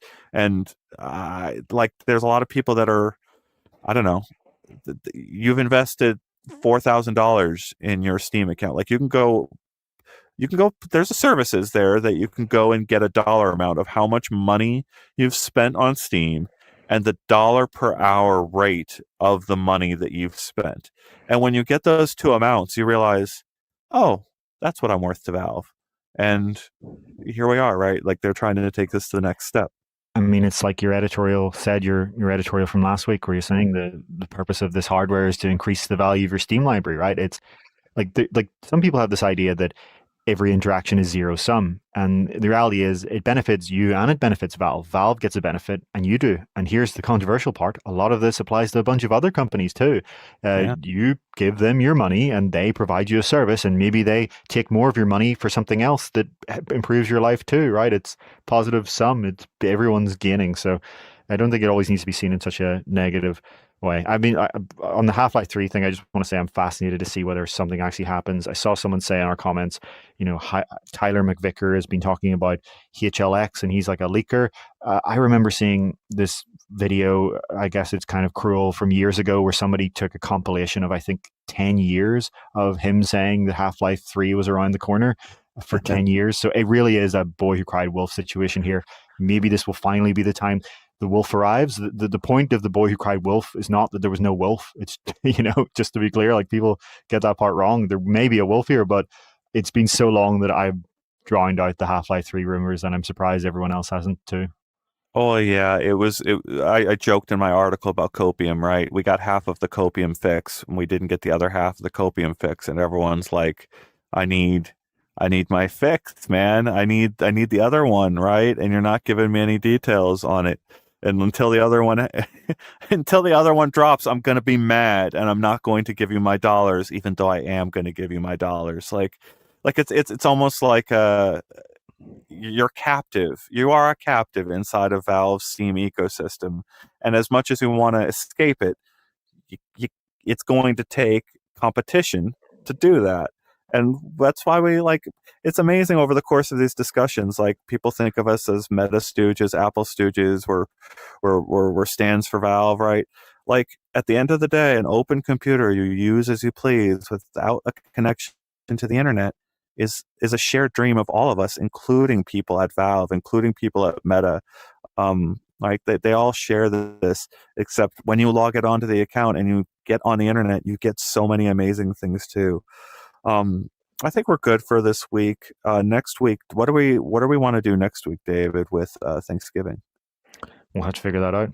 It's This not there's such thing as Thanksgiving in the UK, so that's going to be down to you and Kyle, right? So, oh yeah, you could do wait, there's no Thanksgiving. You don't celebrate any holiday. You don't have Boxing Day, whatever that. I don't know what we have Boxing Day is. Boxing Day. That's the day after Christmas, but we don't have Thanksgiving. You don't have a version of Thanksgiving. Nope. There's always non-American holidays There's and other. none. No, Oh, Black Fridays come over here, but but no, there's no Thanksgiving at all. It's literally a celebration of the. Think of what it is, a celebration of, right? It's the Native Americans and being Day because Thanksgiving. I don't know. Like, I think I'm mixing up my holidays there. Wait, sorry, you cut out. What did you say? I said I was going to throw in my tea in the bay to celebrate Thanksgiving. Of course, yeah. I don't think that's not the same holiday either. You should know that if I know that. All right. Let's. My performance has been crappy here for the last 15 minutes, and I've been caught between trying to quit to come back to the conversation or just close it out. So I think it's time to close it out and not experience reality at 1 frame per second. We'll see in the future. This is how you'll experience Steam VR games on Steam Frame Standalone. Yeah, this is I'm getting a simulation right now of Half-Life Alyx. Thanks so much, everyone. We'll see you at some point. We'll figure out the Thanksgiving situation. Thanks so much for the conversation today. It's been really great to hear your thoughts. Please leave them in the comments afterwards and under our articles. The easiest way to get a response or for us to see is under our articles, but we obviously do check the YouTube as well. So thanks so much, everyone. And yeah, I mean, have a great Thanksgiving if that's something you do celebrate.